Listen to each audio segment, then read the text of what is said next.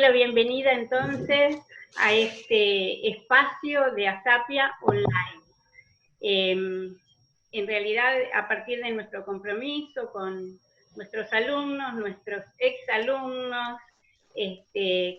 nuestros colegas, nuestros docentes y todas aquellas personas que de una manera o de otra nos siguen y con las cuales compartimos experiencias y conocimientos,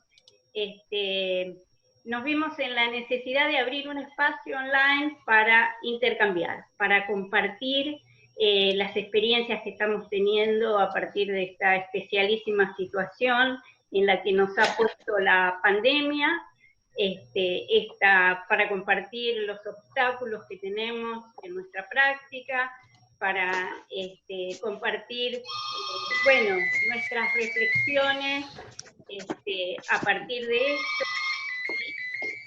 Y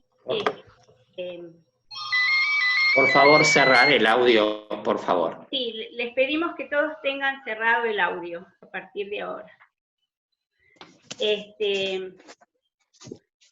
Bueno, decía, compartir nuestras experiencias y nuestros conocimientos, y bueno, este es el espacio que creamos para esto.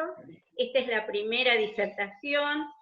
Tengo el enorme gusto de presentar a Jorge, colega queridísimo y valoradísimo de ASAPIA, que va a ser el primer disertante en este ciclo.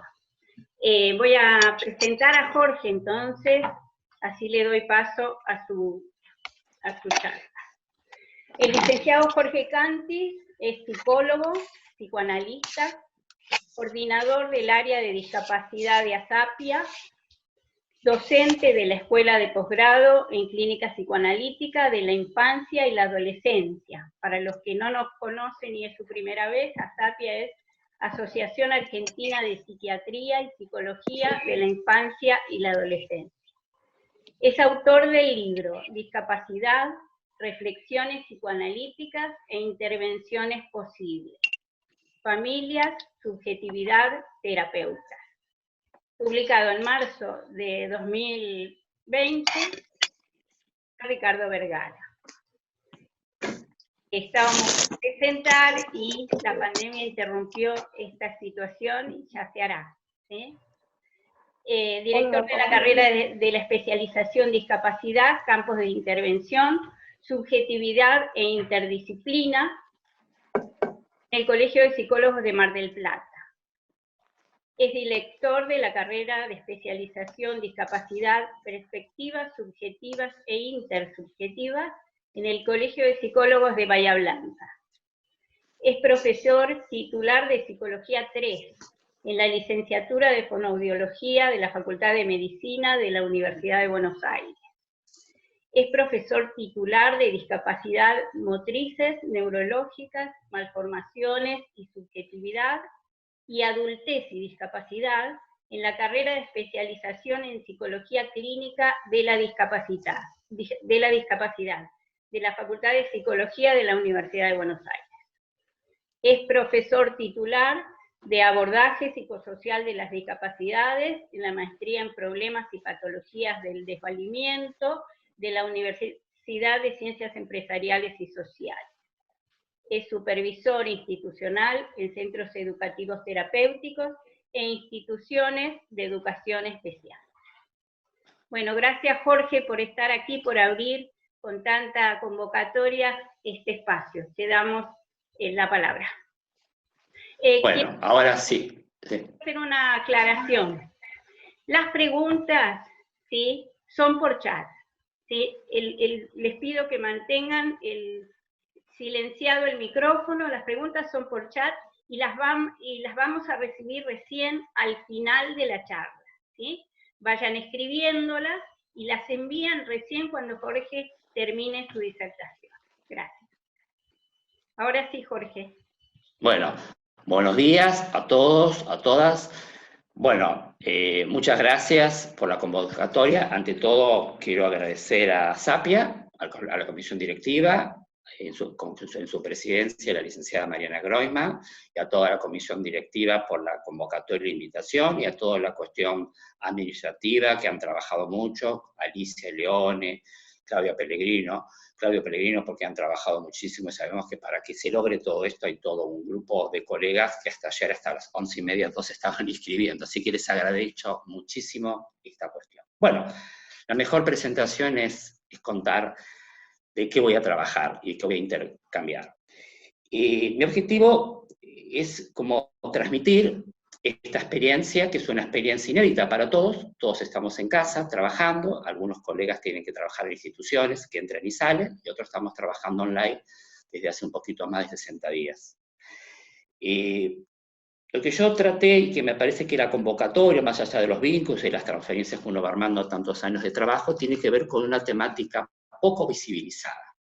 Me parece que la temática que voy a encarar tiene que ver, es una temática muy poco hablada y muy generalizada. Y me parece que por eso generó esta convocatoria y espero poder, bueno, abrir preguntas, ya que nadie tiene certeza, ni los especialistas sanitaristas, ni los epidemiólogos pueden dar cuenta de muchas cuestiones, o que están construyendo un aprendizaje. Creo que nosotros como psicoanalistas también nos pasa esta cuestión mucho más. Por lo cual todo es una situación que estamos construyendo. La disertación lo voy a plantear en 3 ejes, que es lo que me preocupa. Por un lado, los niños y adolescentes con patologías graves, voy a circunscribir a que yo llamo patologías graves en la niñez y adolescencia. Esto en relación con el contexto, ya que son niños y adolescentes, entonces el contexto familiar. A mí no me gusta hablar solamente de padres, me gusta hablar del contexto familiar, por lo cual puede haber hermanos, abuelos, tíos, lo que sea. Y los vínculos. Y por supuesto, un tema no menor, vamos a hablar de la cuestión vinculada a los terapeutas. ¿Qué nos pasa a nosotros en cuarentena, en tiempos de cuarentena? Me parece que los desafíos del terapeuta en esta práctica online, me parece que es un tema no menor a trabajar. Ir más allá del agotamiento, que sabemos que todos estamos con el impacto de las pantallas, y vamos a ir pensando. Mi objetivo es no hablar de viñetas, pero voy a hablar como de observables que voy teniendo en esta práctica, y también de consultas. Yo soy supervisor de varias instituciones, y fui, bueno, recibiendo las consultas en estos 60 días, tanto en el contexto de educación, yo trabajo con el contexto tanto de educación como en el contexto clínico, diríamos, de la rehabilitación en discapacidad, con distintas miradas interdisciplinarias, y también ahí tuve consultas interesantes. Y bueno, hay algunas cuestiones que seguro que se me van a escapar, por supuesto lo vamos a trabajar en las preguntas. Como bien dijo Marcela, cualquier inquietud ustedes le escriben aparte, y por supuesto después, en el intercambio, aparece, ¿está claro? Porque mejor puede venir una duda a los 5 minutos que yo puse, pero la mandan después porque si no en el chat se complica. Bueno, si empezamos con este orden que yo di metodológicamente, niños y adolescentes con patologías graves, tenemos que hablar de cómo podemos conceptualizar la gravedad de la infancia y adolescencia. La podemos conceptualizar como niños que han tenido fallas tempranas en su organización psíquica, en su armado psíquico, pero también son niños y adolescentes que han tenido y tienen dificultades en la simbolización, dificultades en el armado de la palabra, del lenguaje, con escaso lenguaje. Voy a hablar de niños que no tienen lenguaje, que tienen dificultades en la expresión y en la comprensión. Niños atrapados en cuerpos con patologías tempranas, preexistentes. Yo trabajo con muchos niños ahora adolescentes que han tenido patologías tempranas y preexistentes del orden de la cuestión de lo cardíaco, de lo respiratorio. Teniendo en cuenta que el COVID es un virus respiratorio, bueno, es una población tan de riesgo como las personas mayores, que muchas veces cuando se dice, bueno, las personas con discapacidad tienen que salir a la calle, a la salida recreativa y saludable, bueno, ahí hay que ver caso por caso la singularidad. Cuando las familias se pusieron muy contentas, yo rápidamente dije, hablen con el pediatra, hablen con el neurólogo. Y después me encuentro que me dijeron, no, por ahora no puede salir su hijo, es población de riesgo, es vulnerable. Entonces, esto es todo un tema también a trabajar en las familias, y en los niños y en los jóvenes, porque son los niños y jóvenes que van a salir mucho más tarde que otros niños. Y esto también es un tema que a nosotros, los terapeutas de salud mental, tenemos que evaluar caso por caso la singularidad, y siempre con la mirada médica y con la mirada psicoterapéutica, por una cuestión de ética. También me voy a referir a los niños con cuestiones más autísticas y psicosis, que si bien sabemos que los diagnósticos pueden etiquetar en la infancia, nosotros podemos hablar de corrientes autísticas, de corrientes psicóticas, de aquellos niños que estallan en momentos puntuales. Y este es un momento también de cuarentena, de momentos de estallidos, ¿no? Que a lo mejor no es una psicosis, sino autista, pero tiene un funcionamiento psicótico en el tema del encierro. Como que alguna corriente psíquica aparece con mucha fuerza en este momento de aislamiento y de encierro. Nosotros, en los niños y en los adolescentes con patologías graves, sin ánimo de generalizar, hay algo común, que es la monotonía. Es una clínica donde es un mundo que para los niños les cuesta mucho investirlo. Son mundos desinvestidos, desinteresados, lo que nos dice la familia. En casa nada le interesa, nada quiere hacer, ¿no? Este es un gran problema ahora que están en casa, estos niños y estos jóvenes, ¿con qué se van a interesar? Ahora bien, si nosotros planteamos esta cuestión de la dificultad de la simbolización, la dificultad en el armado psíquico, la dificultad en el lenguaje, cuerpos que necesitan ser auxiliados por terceros porque están en silla de ruedas, etc., ¿qué representación tienen estos niños de lo social? Entendiendo por lo social que en la historia de estos niños y estos colectivos que yo estoy hablando, lo social tiene que ver con lo institucional. Si hay una eficacia del lazo social de estos niños, es la institución, los consultorios, los institutos de rehabilitación. La vida social pasa de lunes a viernes, cuando estaba lo presencial, en las instituciones, en las escuelas especiales. Al no estar todo ese vínculo, yo me pregunto, y lo que fui observando en las consultas, si estos niños no están en duelo. No están en duelo, otros niños también, pero tienen otra compensación social que vamos a ir viendo, a través siempre de la pantalla. Entonces nos encontramos con niños en duelo, en pérdida de estos vínculos, y un gran dolor. Y hay que ver cómo un niño con parálisis cerebral, con una cuestión neurológica, expresa este dolor de que el otro no está. Podríamos pensar que en su lógica, el que no está muerto, desapareció. La ausencia es muerte, la ausencia no es distancia. Este es un tema a trabajar muy duro y muy complejo de lo que implica la ausencia. También la ausencia puede ser de enfermeros, de enfermeras, de asistentes, yo que sé, niños con mielomeningocele, espina bífida, que necesitan ser asistidos, que necesitan ser sondeados. Bueno, los enfermeros han dejado de ir a la casa, que tienen permiso, pero a lo mejor las familias no quieren que ingrese, porque viven lejos, entonces tienen el susto de la infección, y sabemos de lo que pasa cuando el personal vive lejos. Entonces la familia ya lo hacía, pero ahora lo tenía que hacer todo el tiempo. Entonces también estos niños han perdido estos vínculos. No solamente ha perdido la terapéutica, sino ha perdido el vínculo. Yo insisto que no ha perdido solamente el trabajo clínico, sino ha perdido lo vincular, con todo lo implica. Porque podremos pensar que en estos grupos familiares, sin ánimo de generalizar, pero inobservables, hay algo de la endogamia, que de lunes a viernes están estos niños muy conectados con lo institucional, y sábados y domingos están con las familias. Hay familias muy resilientes que sí, que tienen vida social, pero muchas familias también que ya tienen su aislamiento histórico, del cual ahora se potencia este aislamiento, porque han quedado en casa sin los terapeutas, sin los maestros especiales, sin todo lo institucional. También podría pensar en el término de las patologías graves de la infancia el tema del cuerpo y el tema de la privacidad y la intimidad. Por ejemplo, son cuerpos públicos, cuerpos asistidos por el otro, por la terceridad, porque el niño no puede. A veces los niños son asistidos porque la familia, con las mejores intenciones, sin querer, va discapacitando al niño, como no posibilitando la subjetividad.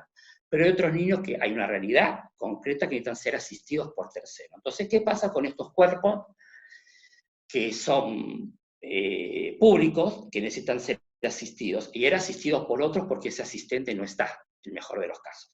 La familia también está siempre. También, ¿qué pasa con estos niños y adolescentes que a lo mejor no tienen un celular para la comunicación? Quizás ese celular lo usaba para la música, porque tiene dificultad de lectoescritura. Eso no es un obstáculo, porque yo tengo pacientes que tienen dificultad de lectoescritura y con el audio hace tiempo que usan celulares, pero otros no. Entonces, de pronto es cómo armar una estrategia de trabajo con niños y adolescentes que nunca estuvieron trabajando con un celular. Es inaugural para ellos, ¿no? Y no es por un problema económico de la familia, sino por la estructuración familiar y por la estructura psíquica de que el celular es solamente para escuchar música y no para comunicar. Porque en estos grupos, por lo general los niños y los adolescentes se comunican de lunes a viernes, presencial con estos compañeros. Y sábado y domingo no existe el vínculo. Como que están de novios algunos de lunes a viernes. Y sábado y domingo las vacaciones no se ven, no hay vinculación. ¿Está claro? Entonces, ¿qué pasa con esto donde no está lo presencial? Bien. Entonces yo me pregunto, ¿cómo trabajar el tema de la temporalidad? Alicia Stolkiner, psicóloga, psicoanalista, sanitarista, dice que el tiempo es un tiempo en suspenso. Estamos en un tiempo de suspenso y es una temporalidad que está alterada. Pero ya podemos pensar que en estas estructuras psíquicas ya hay un déficit de la temporalidad y de lo corporal y espacial. ¿Cómo rescatar la transferencia, o sea, el vínculo que uno ha tenido con el niño? Voy a hablar de las consultas nuevas que yo recibí en tiempos de pandemia. ¿Qué pasa con inaugurar un vínculo en esta etapa? Pero primero voy a hablar de las transferencias de los pacientes en la situación ya de tratamiento y cómo el terapeuta va a recuperar esa conexión y cómo poder trabajar el impacto de lo escuchado. ¿Por qué digo del impacto de lo escuchado? Sabemos muy bien que ya se está hablando, cuidado con la hiperinformación, con la toxicidad de la información. Ya todas las familias lo saben, eso no hay necesidad de aclararlo, salvo excepciones. Sin embargo, una vez que el niño y el adolescente escucha muertos infectados una vez al día, es suficiente para que el niño con estructuras psicóticas, que atrapados en el lenguaje del otro, donde el discurso está alienado con la palabra del otro, repiten miméticamente muertos, muertos, infecciones y todo esto. Lo mortífero en esta clínica también tenemos que analizarlo y trabajarlo con la historia de los niños. Hay muchos niños que en su historia de prematurez han sido internados, o sea, nacieron y estuvieron en la terapia neonatal infantil 100 días, 150 días, mucho tiempo, y después han quedado con una secuela discapacitante. Entonces, en muchas familias, que ahora estos niños tienen 10 años, pero han estado en esa historia, son niños sobrevivientes, porque han estado en situaciones de riesgo, de muerte. Entonces podríamos pensar, ¿cómo retorna lo mortífero en esta escena de encierro? Hay una mamá diciendo, yo ya sé lo que es el encierro, Jorge. Yo estuve 100 días con mi hijo cuando nació, y después cuando volvió a casa, le dieron en alta, estuvimos con una estimulación temprana, también, como mucho tiempo. Entonces, nosotros sabemos que es el aislamiento, que está en el encierro. Pero ahí hay que ver si es una familia resiliente que pudo salir de la escena allá y entonces, o esto retorna a la manera de un siniestro, del retorno de lo reprimido, y empieza la situación de pánico y de impacto. Por eso en los niños que han estado en situaciones de encierro por la patología en su prematurez, tenemos que trabajar qué es lo que retorna. Las mamás están paralizadas y se indiscrimina, y hay que discriminar dónde está ahora y dónde estuvieron, de alguna manera. Porque estos niños son como sobrevivientes. Estos niños en su nacimiento le han dado por muerto, podríamos pensar, ¿no?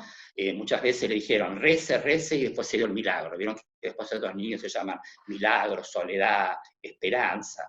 Bueno, todo esto ahora estos niños tienen 10, 15 años, y esto hay algo que vuelve la cabeza de los padres, y de los niños también, porque yo trabajo mucho esta escena. Para muchas familias, el encierro es el beneficio secundario, están todos juntos, así que para algunas familias es enloquecedor, es angustiante, quiere que termine todo esto, algunas familias es el beneficio secundario.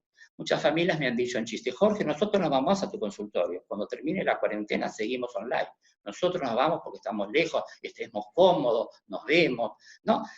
También como habría que revisar todo esto, porque las familias se van como queriendo adecuar también a otro tipo de lógica, ¿no? Y ahí había que trabajar. Yo digo, bueno, no nos apuremos, paso por paso. También observé familias en estado de terror, que viene también de estas historias preexistentes de patologías cardíacas y respiratorias, que nos dicen algo así, Jorge, nosotros no salimos más de acá, ¿eh?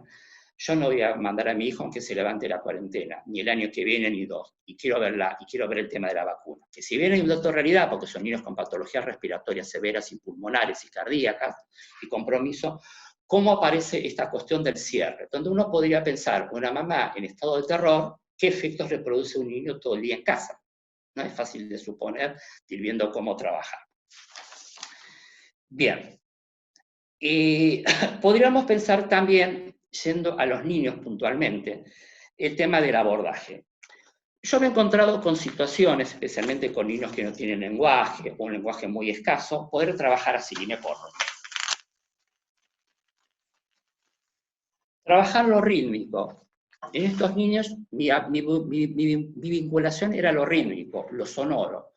Y bueno, y a lo mejor aparecía en la pantalla con lo sonoro, no de otra manera. Y después ligaba la palabra, porque el vínculo en lo sonoro y verme a mí era complicado de alguna manera. Entonces, en lo sonoro, y sabemos muy bien cuando los niños tienen, por muchas dificultades, fallas en el armado del lenguaje y del pensamiento, hay otros canales sensoriales que nosotros tenemos que indagar. Entonces, lo sonoro y lo rítmico es un lugar, una vía de conexión. A lo mejor tenemos que entrar a la pantalla con el ruido, con lo sonoro, aunque nos podamos sentir extraños.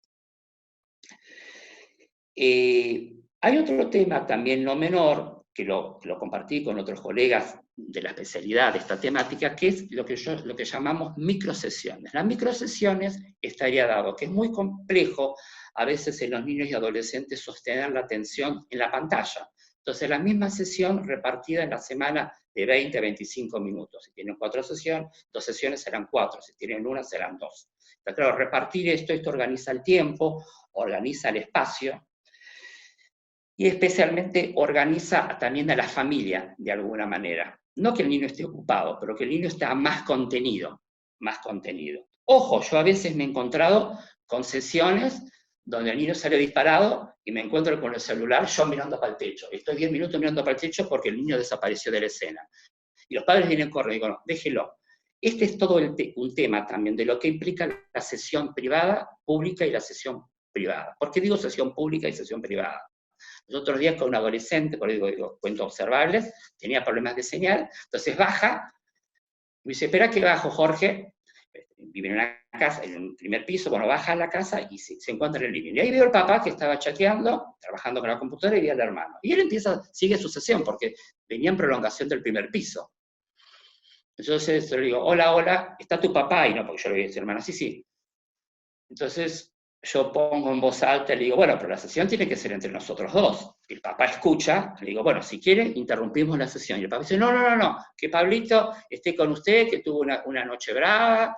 Entonces de golpe el padre y el hermano desapareció de escena y nos quedamos nosotros haciendo la sesión. Pero esto es muy importante porque la complejidad que implica que la casa sea un lugar de un encuadre, más o menos privado. Yo he tenido familias muy colaboradoras a trabajar esto. Pero en la niñez es muy complicado esto del espacio propio, privado, y que no sea público, de alguna manera. Y tenemos que rescatar cómo repetir ese encuadre que nosotros tenemos en nuestros espacios. Está claro de lo que implica para nosotros el trabajo psíquico de la privacidad. Una cosa es hacer sesiones vinculares y otra cosa es hacer sesiones con el otro, no espiando, asistiendo. Yo no estoy mal pensado. Después sí, yo no digo que me están espiando, si no aparece el núcleo persecutorio y no puedo trabajar. Pero sí, como asistiendo de tal manera, no entendiendo que el niño puede entrar y salir. Yo le decía en mi consultorio también, el niño iba disparando, iba al baño. Yo tengo un patio en el consultorio, a veces los niños están habilitados en el verano a trabajar en el patio. Bueno, esa disparada también se reproduce ahí, van a buscar un juguete y vuelve. Y a lo mejor estoy 15 minutos mirando al techo y trato de atender y de comprender esto de la paciencia.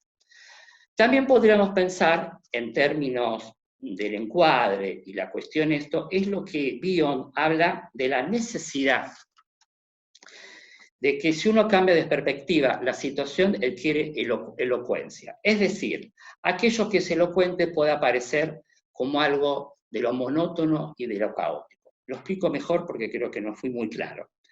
¿Cómo cambiar de perspectiva? Cambiar de perspectiva para que una situación adquiera elocuencia. Esto es, se vuelve elocuente aquello que antes parecía caótico o monótono. Como esto es una clínica de la monotonía y la repetición y la estereotipia, que esto me pasa mucho como supervisor, que me dicen, bueno, es que siempre hace lo mismo. Entonces el terapeuta no escribe, lo trae vivencial, no. Escribí cada encuentro. Y en cada encuentro vamos a ver lo diferente. Entonces es muy importante ver el cambio de perspectiva que nosotros tenemos que hacer para encontrar lo diferente. Porque si nosotros planteamos esta monotonía, tenemos que ir viendo cómo la monotonía cuantitativa se convierte en cualidad. Nosotros tenemos que hacer una transformación de lo cuantitativo a lo cualitativo, que este es nuestro trabajo como terapeutas de niños. Entonces, tenemos que ir viendo en estas cuestiones cómo lograr esas perspectivas. Con el tema de los adolescentes, con discapacidad, con retraso, con corrientes psicóticas, podemos decir que el virus les confirma lo peligroso del mundo, por lo cual no muchos jóvenes quieren salir. Yo me he encontrado con jóvenes que el permiso era un forzamiento para ellos. Así era una alegría para la familia, lo cual diría, era además el deseo que salga la familia, pero ellos no querían salir. Este es un dato no menor. Por lo cual también hay que preparar a cómo salir. El barbijo es todo un tema, por lo que implica estar 45, una hora, media hora con el barbijo. Por eso yo sugería a las familias las salidas dosificadas, que sean de a poco, siempre con el permiso del médico, para ver las patologías preexistentes, para cuidar, para que después no sea un dolor de cabeza a la salida y una preocupación. Y en especial trabajar esta cuestión de lo que implica afuera. Un joven me decía gracioso, me engañaron, salí, los McDonald's están cerrados, ¿no? De cual uno podría pensar qué expectativas se le jugaba en el joven la salida.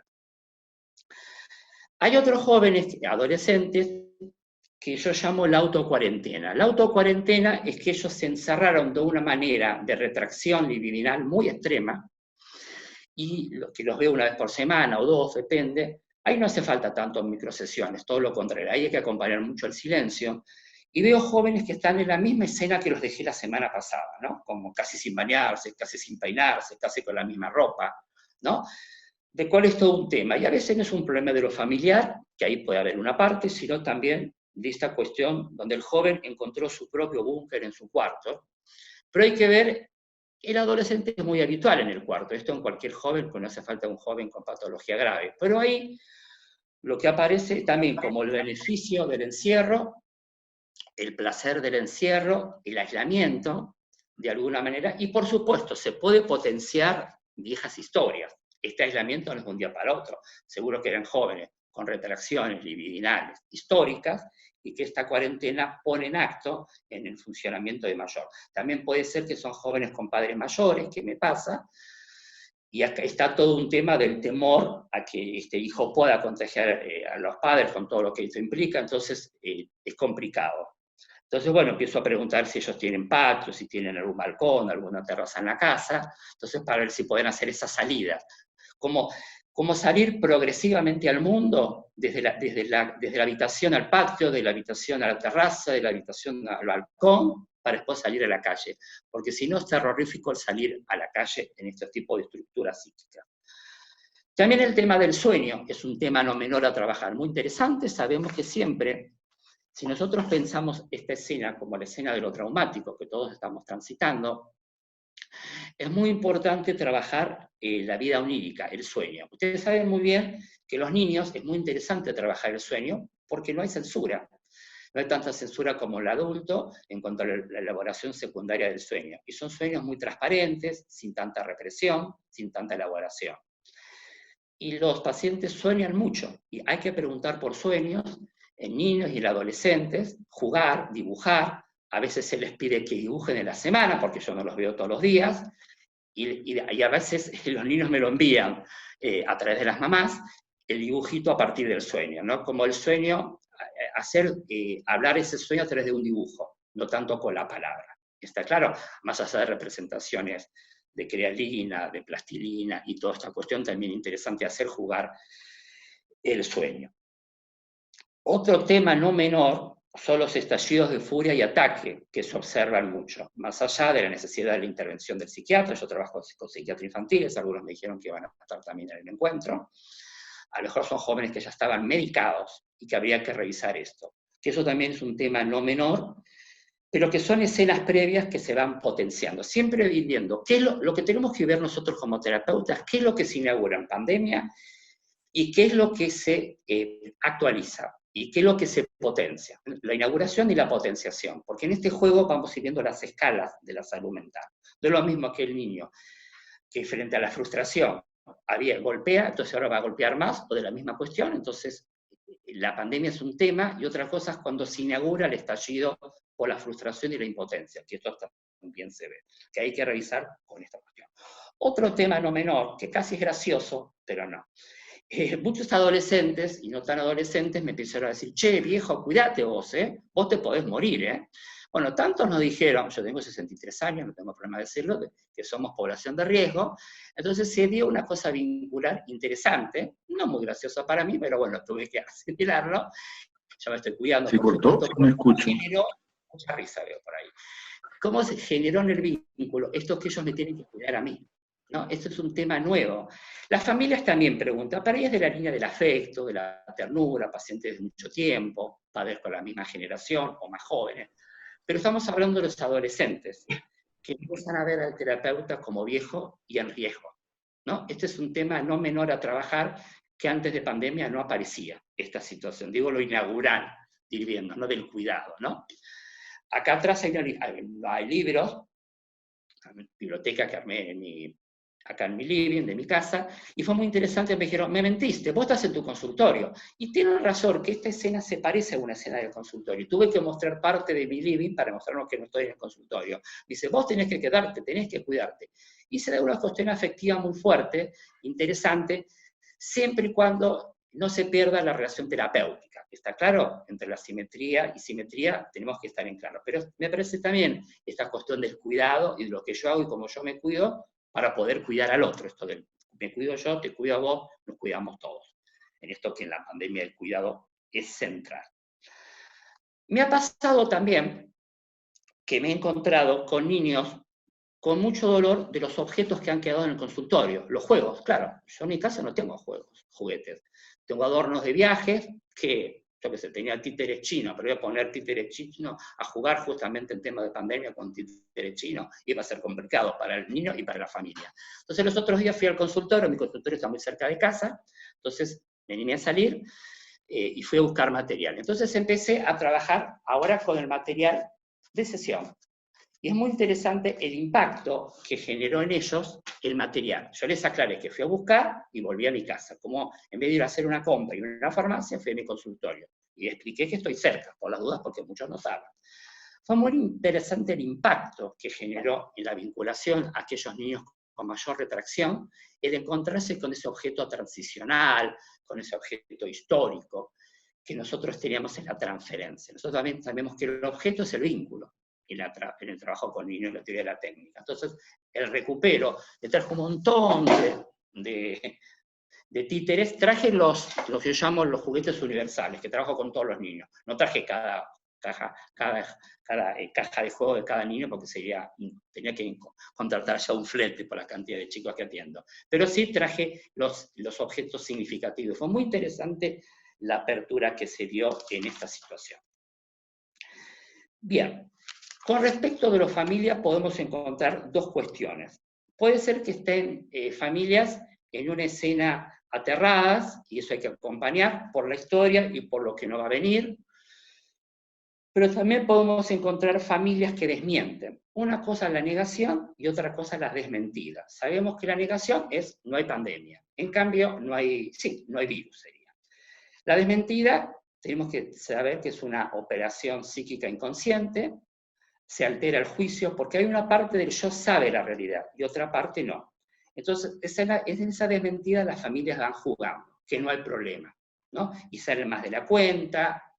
Los otros días me pasó en una escena con una joven, con un retraso significativo. Yo empezaba a escuchar mucho ruido. Me dice, sí, lo que pasa es que mi hermano cumpleaños, vino a la novia, vino a las familias. Yo lo único que dije, ¿todos viven tan cerca? Fue el único dato realidad, porque terapeuta buchón es complicado, pero sí terapeuta al principio es realidad. Dice, no, la novia vive lejos. Estaban armando toda una fiesta, y es complicado, porque uno era testigo de una escena, y justamente la mamá me había mandado un WhatsApp diciendo que su hija no hacía caso, que estaba rebelde, claro. Complicado hacer caso en un contexto familiar donde no respetan estas cuestiones, ¿no? Por supuesto, después hablé con la mamá con mucho cuidado, porque no quería juzgar, no es mi lugar, pero sí viendo estos dobles mensajes de alguna manera, ¿no? La mamá me agradeció, pero estaba muy asustada que yo la denunciara, que por supuesto que no, por la transferencia y que esto que lo otro, pero que sí iba a estar atento a estas cuestiones. Que como la hija era muy informante, ella me iba a contar sin que yo preguntase, ¿no? Pero ahí se da esta cuestión de la desmentida patológica, ¿no? Un borramiento. Una desmentida funcional es necesaria. La desmentida patológica está más del lado de la irrealidad, de la pérdida. La desmentida funcional está más al servicio del yo y la pulsión de vida, el proyecto. Bueno, vamos a salir de la cuarentena, vamos a ver cómo salimos, cómo va a ser la vida, cómo volvemos al colegio, cómo volvemos a nuestras pasiones, a nuestros proyectos. Tenemos que entender una cierta desmentida. Sabemos que el presidente hoy creo que va a hablar y sabemos que al 8 y que se va a extender y se va, en algunos lugares se va a rigidizar más. Pero sabemos que tenemos que tener esta desmentida funcional si no salen antes, porque si no entramos en estado de terror con otros grupos familiares y que las familias están aterradas, muy asustadas, que no vamos a salir, que no vamos a salir, que no vamos a salir, que la vida va a ser siempre de encierro. Este es un tema a trabajar. En las familias que me pasaron pocos, que no quisieron la asistencia y el acompañamiento, yo lo que hice es no solamente llamar a la mamá o al papá, sino dejar un mensajito al niño. No nos olvidemos de los niños, porque con esta tendencia trabajamos más con los padres, nos olvidamos de los niños. Los niños son sujetos de derecho, son niños que necesitan escuchar la voz del terapeuta, todo tipo de terapeuta. Entonces, una de las cuestiones importantes que me ha pasado con 3 casos que ahora volvieron, claro, quizás había una desmentida patológica que esto en un mes terminaba. Muchos podemos haber tenido esta ilusión. Y lo que fue pasando es que yo le decía a la mamá, este audio no es para usted, es para Pedrito, es para Juancito. Y yo lo saludaba, le cantaba alguna canción conocida del vínculo terapéutico, y nada más. Y la mamá se lo pasaba. Y ahí fue que el niño pidió con Jorge, no fueron los padres. Porque estos papás tenían dudas de cómo se iban a comportar, cómo iba a ser la sesión, si nunca estuvo con una pantalla, nunca usó, etcétera, etcétera. Entonces, este es todo un tema de que yo tuve que rescatar el vínculo del niño. Es un error trabajar con los papás si no trabajamos con los niños, porque el vínculo es con el niño. Entonces el terapeuta dice, no estoy trabajando con el niño, trabajo con los padres. ¿Y dónde quedó el niño? El niño quedó invisibilizado, quedó arrasado, ¿no? Entonces cuidado con esa cuestión. Y nosotros confiamos que la mamá y el papá le va a pasar los audios. Nosotros tenemos que partir de esa confianza, si no vamos mal. Y los niños me saludaban a través del audio y del teléfono del papá y de la mamá. Bien.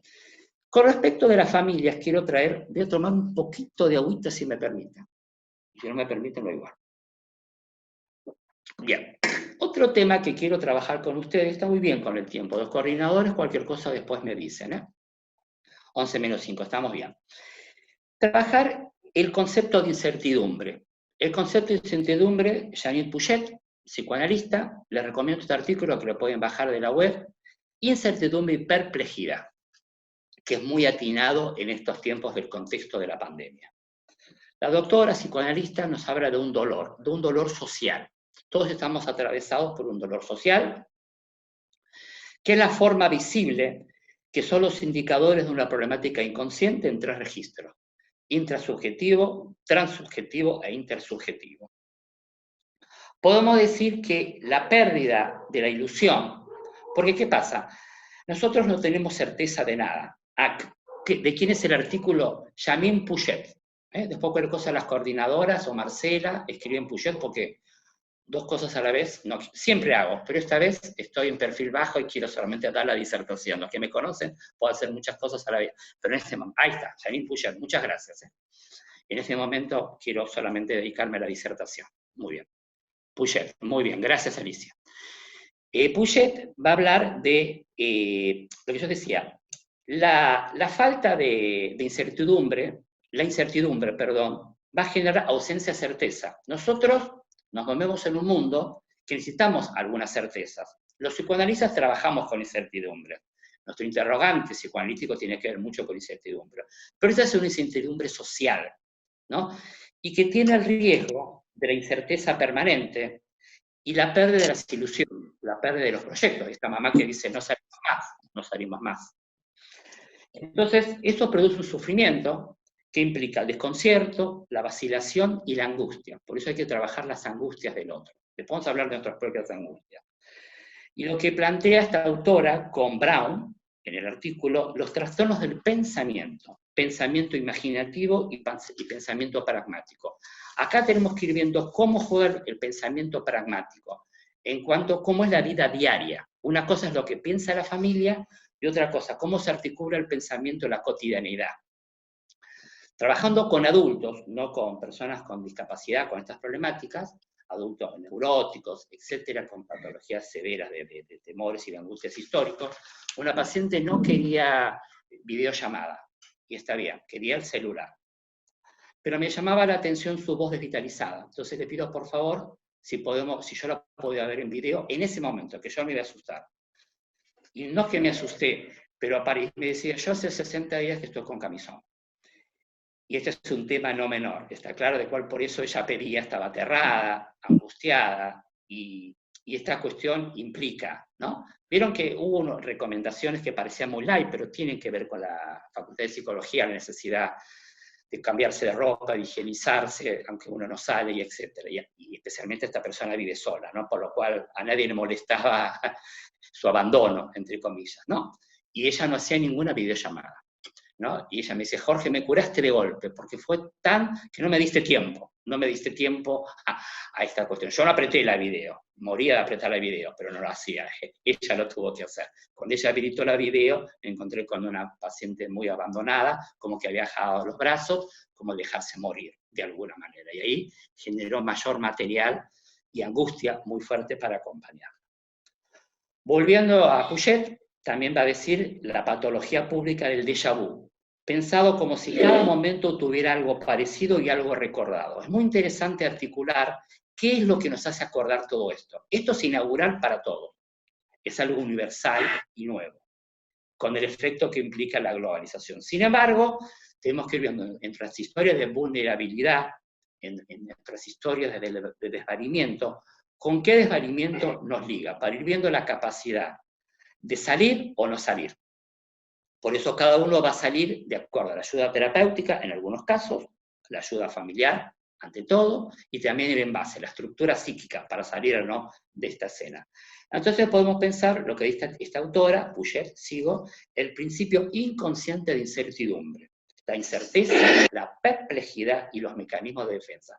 La perplejidad es muy importante. El shock, hay familias que todavía están en el shock, y hay que ver cómo trabajar ese shock como parálisis psíquica. Entonces aparecen somatizaciones, violencia familiar, hubo muchas peleas de parejas que se echaron, se rompió la cuarentena porque se fue, o sea, la mujer no lo quiso hacer entrar, porque el niño tiene patologías preexistentes, entonces todo un lío. Y yo estoy trabajando mucho en los micros accidentes. Sabemos muy bien que todo el mundo está en la cocina, todos estamos cocinando, comiendo, engordando, pero disfrutando de la vida, ¿por qué no? Y en esa cuestión de la cocina se arman muchos micros accidentes caseros, ¿no? De cuchillas, de estas cuestiones, de personas de mamás y papás que tienen mucha cancha en la cocina, no aquella mamá que nunca entró en la cocina y el papá, no es eso. Y eso también hay que revisar como experiencia es lo que sería, cómo se activa el principio de incertidumbre. Se puede activar a través de un accidente, de un microaccidente, ¿no? Más allá del derrumbe de ideales y las somatizaciones también, que no es una cosa menor. Bien. Por supuesto, después hay mucho para hablar. Y quiero ahora centrar en mi interés, que sería la última parte de mi disertación, para dar cuenta del intercambio, pues sabés que la riqueza de estos encuentros es el intercambio. Escucharlos no, leerlos. Escucharlos no se puede. Leerlos, el intercambio. Un tema muy importante que es el terapeuta, la interdisciplina y la institución en casa. Ahora yo voy a trabajar algunos aspectos que no solamente... Yo sé que hay terapeutas de rehabilitación física, TO, psicomotricistas, porque los vi por ahí, colegas profesionales que supervisan hace muchos años conmigo. Entonces voy a hablar del terapeuta en interdisciplina en el contexto de la pandemia. ¿Cómo opera el terapeuta en el pasaje de lo presencial a lo virtual? ¿Cómo opera no solamente el consultorio en casa, sino la institución en casa? Los directores de instituciones como hospital de día, como centros de día, como escuela, y toda esta cuestión. ¿Qué pasa con este pasaje de la lógica analógica a la lógica digital? Son lógicas diferentes, y primero me pregunto, ¿qué vínculo nosotros teníamos con la cuestión digital antes y qué tenemos ahora? La historia vincular de la lógica. Hay autores que hablan que el Internet es un nexo psicosocial y es un nuevo lugar de encuentro. ¿no? Temas de hace mucho tiempo, ninguna novedad. Entonces, uno podría pensar qué vínculo nosotros teníamos, y nosotros también tuvimos que acomodarnos a hacer un montón de cuestiones nuevas que antes no hacíamos, ¿no? Yo soy docente universitario, la presentación curricular, y me encontré con dar clases de 3 horas por semana, de 8 horas, de alumnos de cursadas de 70, de 80 alumnos. Entonces, de toda una acomodación fuerte para esa lógica. Y la universidad, Facultad de Medicina, nos pedía la virtualidad y cómo acomodar. Todo el tiempo nos teníamos que acomodar. Ese es todo un tema a trabajar. Pero yendo a las cuestiones clínicas, después voy a lo educativo. Porque yo tengo acá algo, y saben que yo tengo un orden, algunos dicen que soy obsesivo, yo digo que soy ordenado, entonces vamos a trabajar algunas cuestiones que me aparecen acá en el machete, que es las decisiones que el terapeuta tiene que tomar en términos de pandemia, las decisiones clínicas. En este libro que Marcela Marcenal nombró, que yo publiqué en marzo, y entró la pandemia. Yo tardé casi 20 años en escribir un libro, y una vez que salió a la luz, agarró la cuarentena. Así que el próximo libro voy a pensarlo. Bien, el libro se llama Discapacidad, reflexiones psicoanalíticas e intervenciones posibles, familia, subjetividad, terapeutas. Después lo escribo, o lo escribe ahí Marcela, que tiene mi currículum y puede escribirlo. Editorial Vergara se puede adquirir, después lo podemos decir. Pero no es momento de venta, es el momento de transmisión del saber.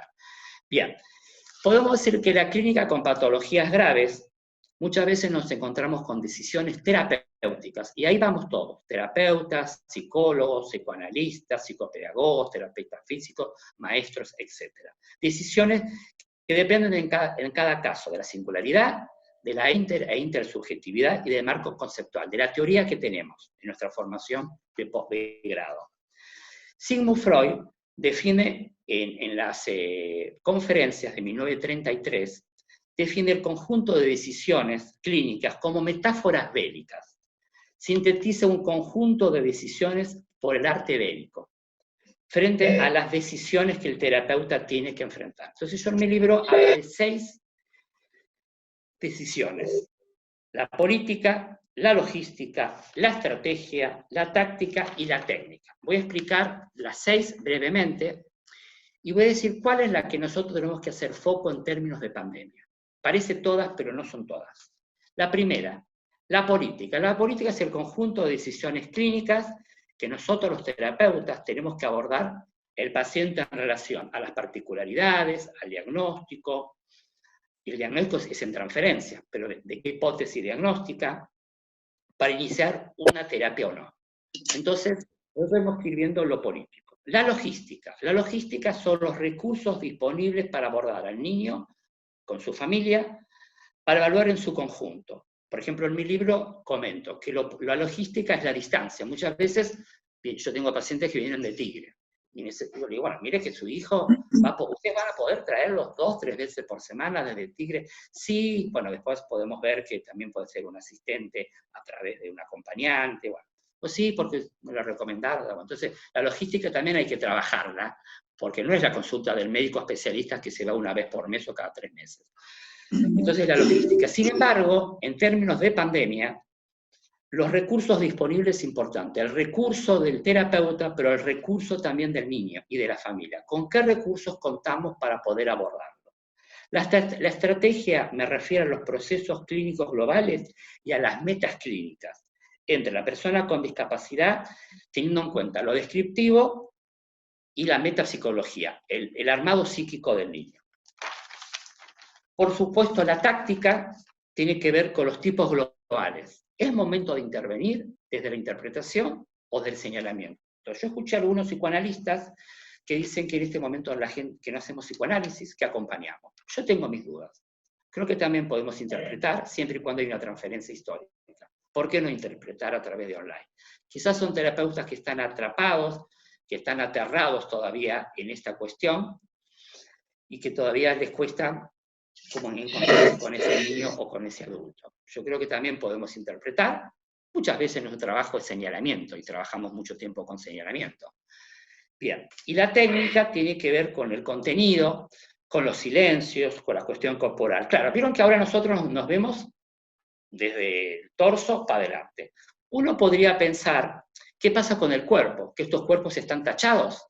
Bueno, yo estoy trabajando, estoy pasando con algunas familias, si se permite, si se habilita, bueno, es todo un tema y tenemos que ver quién puede, quién no, trabajar por Zoom, ¿no? O por Skype, para poder ver el cuerpo del niño, para poder ver al cuerpo en su totalidad, salvo en algún celular también, pero con el Zoom aparece de otra manera mejor, ¿no? Esto también es importante, si no parece que uno trabaja el aparato del pensar, y nosotros como psicoanalistas, terapeutas, trabajamos el aparato del sentir, como diría Rino. El sentir del cuerpo queda arrasado en estas técnicas, entonces es importante trabajar con todos. Bien, desde el punto de vista del terapeuta, sirviendo, nosotros podemos pensar que tenemos una atención vital. Se nos agregó más trabajo, con más pacientes o menos pacientes, pero la facultad, los posgrados, todos más trabajo. En esa atención vital lo podemos conceptualizar con el concepto de la neurosis traumática. Freud, y después en su continuidad, el doctor David Maldasky, que fue mi maestro y supervisor por muchos años, más de 30 años he estudiado y me he formado con el doctor David Maldasky. Sé que hay colegas acá también de la formación, colegas muy queridos y amigos trabajando en el teoría del desvanecimiento. Podríamos pensar, volviendo a la problemática del agotamiento del terapeuta en esta clínica, en este trabajo, que nuestra coraza de protección de estímulo, esta coraza que nos preserva el adentro y el fuera, puede estar arrasada de tanto estímulo que tenemos que tener en cuenta. Y podemos pensar, al decir David Maldasky, en metapsicología de la neurosis traumática. Metapsicología de la neurosis traumática, él nos decía que hay un dolor que no cesa, una abolición de la conciencia y la subjetividad, dejando una fijación duradera. Ahí tenemos que estar en claro, nosotros no quedarnos con este dolor duradero impactado. El concepto de trauma viene de inhibición, síntoma y angustia de Freud, y que nos dice que el trauma es básicamente económico, es un concepto económico libidinal, no económico de dinero, libidinal, y que nos dice David Maldasky, ahí lo puedo escribir, David Maldasky. Después cualquier cosa lo escribo, pero en este momento no quiero salir de pantalla por el chat por las dudas. David Maldasky nos habla, a través del tema del trauma, volviendo al concepto freudiano, que el trauma es puramente económico y que deriva de la imposibilidad de cuantificar las situaciones endógenas y exógenas. Entonces, tenemos que ir viendo qué nos pasa trabajando en pantalla y qué le pasa al otro. Pero qué me pasa a mí con los estímulos. Pues yo también recibo toda la cuestión de la muerte, de los infectados, de la incertidumbre, ¿no? Los otros días en la reunión de la UBA nos dijeron, con la edad siguiendo, ojo que los docentes de más de 60 son los últimos que van a ingresar a la facultad. Yo dije presente, le dije a la coordinadora para que disfrute de lo que estaba diciendo. Pero es un impacto a escuchar, de alguna manera. Es un estímulo a procesar nuevo que hace 15 días, hace 60 días, yo me siento un pendejo, pero hay un dato de realidad, de población de riesgo, que se juega de alguna manera, ¿no? Está claro. Entonces, y eso traumático también hay que procesarlo bastante. Entonces podríamos ver cómo cuidamos a los que cuidan. En el libro también hablo del trabajo de agotamiento profesional. Yo hace muchos años vengo investigando sobre el burnout y el agotamiento en el campo de la discapacidad. En esta cuestión, después voy a contar un libro, ahí lo van a escribir, después son fotos y son colaboran. Podríamos pensar que en este libro yo comento muchísimo todos los tipos del agotamiento y los riesgos de hay alguien que está con pulseras o con maracas, no sé qué están, pero por favor cierra. Se sabe que yo soy una bebé adulto, me disperso muy fácil. Si hubiese sido niño en esta etapa, yo estaba remedicado. Así que pido por favor que nos concentremos y que cerremos todo. Muchas gracias. Saben que el humor es clave. El humor, no la ironía, siempre está la franja ahí entre el humor y la ironía. El humor seguro. Volviendo. Podríamos pensar que los riesgos de agotamiento profesional está el riesgo de la identificación por transitar el mismo trauma. Diríamos, no estamos en el mismo barco, cada uno tiene su barco diferente, pero sí estamos en el mismo mar, en el mismo mar. Bar debe ser por la hora que quiero tomar algo, en el mismo mar. El mismo mar es lo traumático, ese mar de olas, ese mar oscuro, ese mar riesgoso. Ese mismo mar, al decir David Maldasky, podemos decir que podemos identificarlos con una realidad decepcionante. Él nos habla de una realidad frustrante. ¿no? Y que pasa a estar metidos en una realidad frustrante, una realidad decepcionante. Por eso es muy importante en esta etapa de pandemia los proyectos de cada uno. ¿Cómo podemos encontrar proyectos acotados o no? A mí me sorprendió, bueno, esta convocatoria, pero posgrado, especializaciones que no parecían que se iban a abrir y se abrieron con números buenísimos en Bahía Blanca, Mar del Plata. Quiere decir que todos estamos intentando buscar proyectos, obviamente, y cada uno, pero las mamás y los papás encerrados y aterrados, ahí tenemos que ayudar. Esta mamá que me decía en sesión online, Jorge, no vamos a cerrar, está aterrado, esto, bueno, y toda una cuestión de pulsión de muerte y de fin de mundo. Yo en un momento le dije a mi estilo, bueno, ¿y esto te sirve? ¿Querés seguir haciendo las sesiones o no? Porque si estamos en fin de mundo, ¿yo qué te voy a convencer? Vos ya tenés la certeza del fin de mundo. ¿Querés que esta sea nuestra última sesión? No, Jorge, ¿cómo decís eso? Todo lo contrario, por lo menos veo a alguien una vez por semana. ¿Cómo ves a alguien? Sí. ¿Y tu querida prima, tu querida hermana? No, no tengo tiempo, yo tengo 2 chiquitos, tiene 2 chicos con patologías severas. Bueno, pero el esposo hace teletrabajo todo el día en la casa. Y ahí, bueno, fue muy impactante porque yo era el único que aparecía en escena que me podía ver. Yo era el representante de lo vital, el representante de la realidad, porque en esa casa no se sale nadie. Hasta la basura la tiras del balcón, cosas muy enloquecedoras, ¿no? Era un caso, nada más. Pero ir viendo cómo encontrar un proyecto vital chiquitito. ¿Está claro? Y yo ahí tuve que dar como psicoanalista tips, indicaciones, ¿no? De encontrarse en una pantalla, porque la única pantalla era compartida conmigo. Está bien, quizás estamos en un extremo, pero del extremo también nos ayuda a pensar.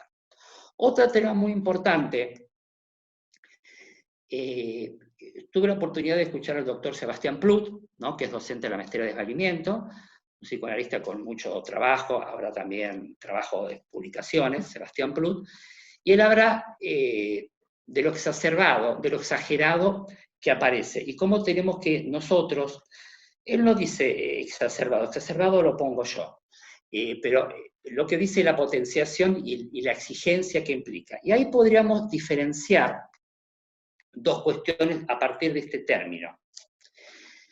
Si lo exacerbado, que está todo en nosotros como terapeutas, de hacer, tenemos que diferenciar. Él habla mucho del sobreesfuerzo, el sobreesfuerzo para acompañar y evitar el dolor. Ahí me salió la idea de Sebastián. Pero ahí podríamos diferenciar cómo evitar el agotamiento profesional, y yo diferenciaría, ¿no tenemos que adaptar o no tenemos que acomodar? La adaptación es un riesgo, porque la adaptación está muy cerca de la sobreadaptación y el falso self, y las cuestiones somáticas del analista, del terapeuta, que no puede dormir, que no puede parar, etcétera, etcétera. Y se los puede decir a alguien que vive en acelere constante y por momentos voy parando. ¿Sabe cómo yo voy parando? No todo el tiempo en pantallas. En algunos pacientes voy pidiendo otro tipo del teléfono en línea, voy pasando del celular al Skype. Eso, a lo mejor uno se confunde, porque tengo que ver la agenda ese día, cómo voy a hacer la sesión.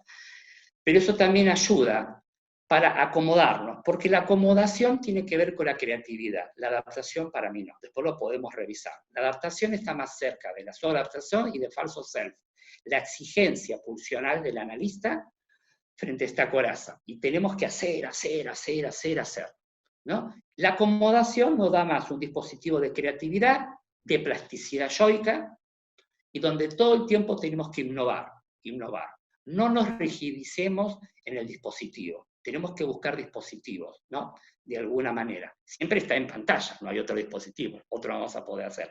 Pero todo el tiempo tenemos que intentar creatividad frente a esto, frente a los objetos, especialmente cuando trabajamos con niños, etc. Crear juguetes. Yo lo que estoy haciendo ahora con niños es crear juguetes de un lado y del otro. Juguetes simples, para hacer cuestiones transferenciales, no sé, 2 yogur con piedritas al lado, envueltos en cinta scotch, ¿no? Y hacemos maracas, yo armo uno, yo armo el otro, y vamos construyendo transferencialmente este vínculo, este revínculo, ya que lo teníamos. Entonces podemos decir que muchas veces esta coraza de producción de antiestímulo está alterada, y tenemos que ver cómo está alterada nuestra autoconservación. Muchas veces yo reviso muy bien cómo estoy sentado en la sesión en tantas horas online, ¿no? Apoyado mi cuerpo, acá, siempre buscando respaldo, ¿no? Y es muy importante cómo uno respira y cómo uno se siente. No se asuste que no voy a hacer ninguna clase de yoga, ninguna clase de expresión corporal, pero tenemos que ir viendo cómo está ocupado. Hay una tendencia, yo noto que nos vamos para adelante, como que parece que queremos encontrarnos con el otro. Y en ese atrapamiento, ojo con nuestro cuerpo. Tenemos que sostener el cuerpo desde esta distancia para sostener lo que viene. Y hay una tendencia, yo noto, y yo también me he encontrado, como que parece que queremos atrapar al otro, encontrarnos, abrazarlos virtualmente. A veces sí hay niños que me mandan besos, pero después digo, atrás, ¿no? Atrás no el de agazalla, sino el atrás para sostener. El atrás para sostener el cuerpo y para cuidar. Tenemos que cuidar nuestro cuerpo en esta etapa de descanso, de alimentación. Creo que la alimentación no está faltando, eso sabe cada uno, pero sí sostener el cuerpo con el atrás. Esto es muy importante para ir viendo. Bien, con respecto a qué pasa a las cuestiones más institucionales escolares. Ahora voy a hablar en estos minutos de las consultas que me hicieron los equipos de rehabilitación, escuela especial, que supervisan hace mucho tiempo conmigo, y otras consultas nuevas que he tenido de equipos. ¿Qué pasa con las familias que han dicho que no a las escuelas? No queremos trabajar. Hablamos de escuelas de educación especial, hablamos de centro de día, de SET, donde hay una patología de compromiso. ¿Qué pasa? Estas instituciones con buenas intenciones mandaron tutoriales, mandaron videitos. Claro, ahí queda más en evidencia la dificultad del niño. Aquella familia que desmentía que el niño hace cosas que hacía en la casa, ahora acá se evidencia la dificultad. O aquellos niños con la maestra integradora todo el día, esta integradora no está, entonces cuando la mamá tiene que encontrarse haciendo una tarea con este niño, la desmentida se corre del lugar y aparece, ¿qué pasa con mi niño? Con mi hijo, fusionado, pegoteado, la madre se pone nerviosa, se arma un lío terrible. Entonces, en estas escenas, yo lo que recomendé a los equipos de educación, primero, ¿cómo llama? Porque una maestra me decía, yo llamo todas las mañanas. Todas las mañanas no llamé. Primero llamá en otro horario, porque a lo mejor llamás a la mañana, que la mamá está enojada, está enfurecida por esta escena, llama en otro horario. Aunque sea fuera de horario de trabajo, pidiendo permiso a la dirección, porque a veces hay que responder a las indicaciones institucionales, porque también el maestro está muy presionado por la dirección. Este es un gran problema. Los maestros están muy presionados por la dirección y tienen que dar y dar y dar. El campo de la discapacidad y el campo de las patologías graves no importa el resultado, no importa el producto, importa el proceso. Nosotros somos terapeutas de proceso, no de resultado. No importa lo que haga el niño, sino cómo se vincula. Y una de las cuestiones que yo trabajé con las instituciones es el vínculo. ¿Qué importa la tarea? Importa el vínculo. ¿Está claro? No estamos hablando de niños de grado, de cuestiones educativas. Estamos hablando de una educación inclusiva y lo inclusivo es el vínculo. Entonces, muchas veces yo me he encontrado con niños con su retraso, pero con la dificultad de poder decirlo. Vamos a poner, para no dar nombres, porque a lo mejor puede haber un directivo de una institución, y me dice, por ejemplo, a ver, la casita. Puede haber una institución, dice, ¿dónde está la casita? La casita no está más. Ahí vemos el duelo otra vez. La casita no la veo más, no está, está muerta, no está. Entonces yo le pedí a los directivos, a los terapeutas, porque siempre está en la foto de la institución del Facebook, que empiecen a trabajar con el pensamiento concreto, que la institución está en algún lugar, que está cerrada, pero mostrando el objeto a través de una foto. ¿Está claro? No que ingrese al Facebook el niño, sino mostrar, porque a lo mejor el niño nunca entró en un Facebook de la institución. Entonces, mostrar que la institución está. Y también los terapeutas de rehabilitación física han desaparecido muchos. TO, kinesiólogos. Yo sé que hay kinesiólogos muy capaces, no sé si está Claudia Zúñez, bueno, mando al frente, me dijo que iba a estar, no importa si están o no están. Sé que trabajan en forma a distancia y están empezando a entrar a algunas casas, pero no es fácil entrar por muchos dispositivos. ¿Está claro? Por muchos dispositivos. Por realidad, si el terapeuta tiene que tomar 2 colectivos y un tren, a lo mejor la familia con muchos de hecho dice, no vengas ahora. Ahora bien, cuando aparece el terapeuta, lo importante es trabajar lo vincular. Yo he recomendado en equipos que si el tío todavía no se encuentra en condiciones, que salude al niño, que salude en escena. Usted sabe, otros días un niño estaba muy aplastado, yo justamente estoy haciendo una orientación familiar, yo soy el orientador, psicoanalista que orienta a unos papás de un niño con parálisis cerebral temprana. con muchas cuestiones seculares. Bueno, el tratamiento en domicilio, todos han desaparecido. Yo era el único terapeuta externo, pues yo hago muy poco domicilio estos últimos años, por tiempo y por cuestiones de paradigma también, porque el domicilio genera mayor endogamia, pero bueno, a veces hay tratamientos que son todos domiciliarios. Pero yo soy terapeuta de esta pareja con el niño en consultorio, chiquito de 3 años. Y el niño estaba muy aplastado, muy triste.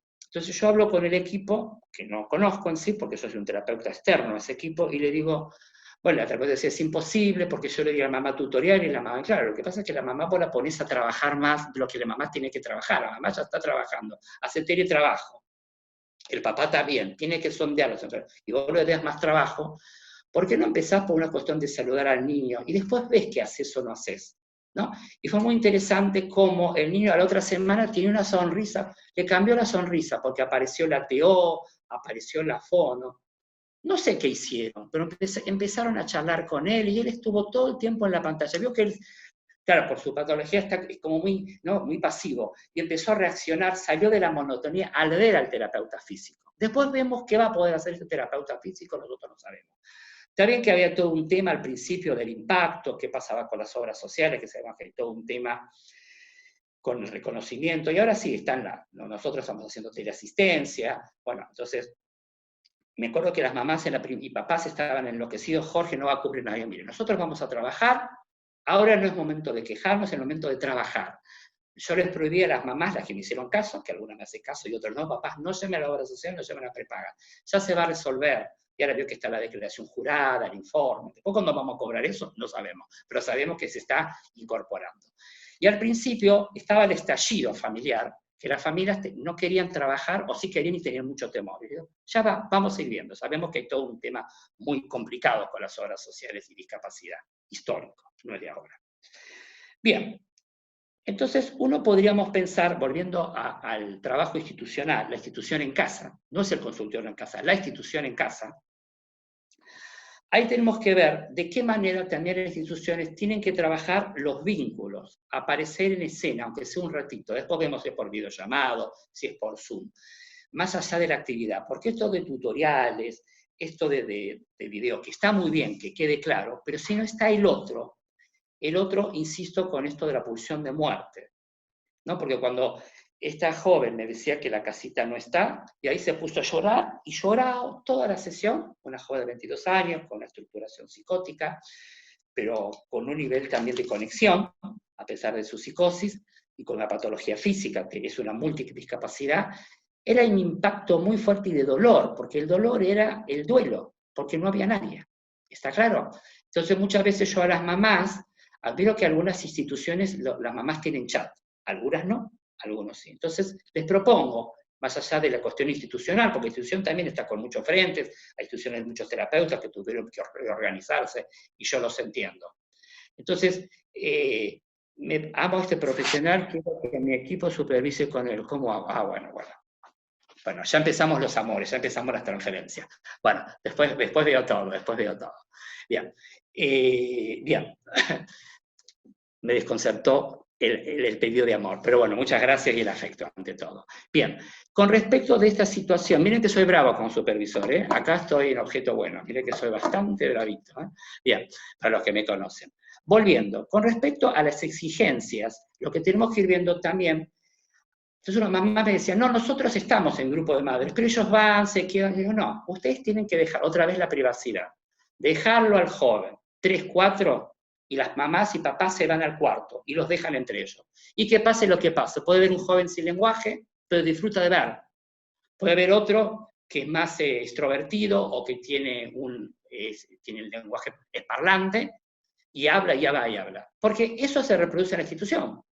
En la institución a lo mejor este joven está todo el día haciendo, pero el hecho de estar y estar en lazo, eso lo organiza psíquicamente. Entonces, ¿cómo reproducir la institución en la pantalla? No por el hacer, ¿está claro? Sino por el proceso vincular y encontrarse que el otro, insisto, está vivo, y cómo dotar de tanta pulsión de muerte la vitalidad. Todo el tiempo tenemos que encontrar vitalidad, y el trabajo en discapacidad es la revitalización, la vitalización todo el tiempo. Otra de las cosas importantes, lo que yo noto, es que a veces los grupos se reúnen por Zoom, los que pueden, según la institución, pero se reúnen para el hacer, no para ver qué les pasa. También, en mi trabajo del libro, hablo mucho del sentir del terapeuta. El terapeuta tiene que trabajar el sentir, y en esta etapa ni hablar, no el pensar. La clínica de la discapacidad, la patología clínica, de la patología de la psicosis, del autismo, es una clínica del sentir, no del pensar. El analista tiene que trabajar su propio sentir. ¿Qué le pasa con el sentir y con los sentimientos? Muchas veces en las supervisiones se habla mucho del pensar, estrategias, y vamos intelectualizando al niño. Y yo me posiciono en el lugar del sentir, ¿no? De esas vivencias que a veces no amamos mucho al niño, a veces lo rechazamos, nos genera hostilidad. Bueno, trabajar esa hostilidad, ese rechazo, esta cuestión, hacerse cargo. No solamente la mamá y el papá difícil, a veces el niño es muy difícil. Niños hiperactivos, niños violentos, niños agresivos, ¿no? Entonces tenemos que trabajar nuestro sentir. El sentir en la clínica de la discapacidad y de las patologías graves es un sentir no permanente. Cuando me dice una vez, yo no me banco a este niño, yo no me banco a este adolescente. Bueno, le pregunto que me diga qué es el bancar, y dice, no, porque a mí me da miedo. Bueno, ¿cuándo te da miedo? Siempre, ¿no? Entonces yo lo que trato de analizar en las supervisiones, ¿en qué escena se produce el sentir del rechazo? ¿Dónde siento? Hay cualidades y cantidades, pero el escenario del rechazo. Bueno, cuando empiezo el encuentro. Porque cuando empieza el encuentro, el niño en una escuela especial no se desprende de la madre y llora, entonces yo esos minutos, está toda la dirección mirándome como yo intervengo, entonces la escena de rechazo se me potencia en la entrada y la salida, y cuando se va también, otra escena. Entonces yo no lo rechazo al niño todo el tiempo. Las escenas del sentimiento que se me produce esa obturación y que mi coraza de producción de estímulo queda arrasada por el estar mirado, por estar observado. Entonces ahí yo me voy preparando, y vamos trabajando en supervisión, la previa al rechazo, las escenas previas. Es como la violencia. Muchas familias me están hablando, alguien dice que soy excelente supervisor, ya quiero saber quién es. Bueno, volviendo, me distraigo un poquito, perdón. También, por ejemplo, otra de las cuestiones que yo observo es esta cuestión del estallido, y las familias me dicen, bueno, de lo que pasó. Con los estallidos y los golpes, si es inaugural, si es histórico es distinto, si es inaugural, también yo estoy trabajando ahora mucho la psicohigiene del dormir. La psicohigiene del dormir en la niñez, acá Alicia me dice que hable lento, ya me conoce Alicia. Bien, ¿cómo es Alicia? Lo que pasa es que estamos con los tiempos, por eso, pero voy a tomar... Pero no corras tanto, habla un poquito más lento, porque empezás a tomar velocidad, y sabemos eso, empezás a tomar una velocidad que ni te das cuenta. Creo que todos deben estar de acuerdo que puede hablar un poco más lento. Voy a tomar unos caramelos. Bueno, muy bien, pero acordate. Bueno, bien, no salgo de la escena porque no puedo. Bien, volvemos. Muchas gracias. Era Cristina, la del buen supervisor. Cristina de la ventana. Con respecto de los estallidos y la psicohigiene, hay un tema muy interesante a trabajar, que es la psicohigiene del dormir de los niños y los adolescentes, como también de los adultos. ¿Qué es esto? Es de qué manera uno se va a dormir, es la manera que uno se va a levantar, a despertar. Si uno se acuesta entre ruidos, ¿no? Con las iPads, celulares, televisión, donde los papás están muy cansados, agotados, el niño está en su habitación, estamos hablando ya de aquellos niños y adolescentes que tienen ya su dispositivo, no aquellos que no tienen.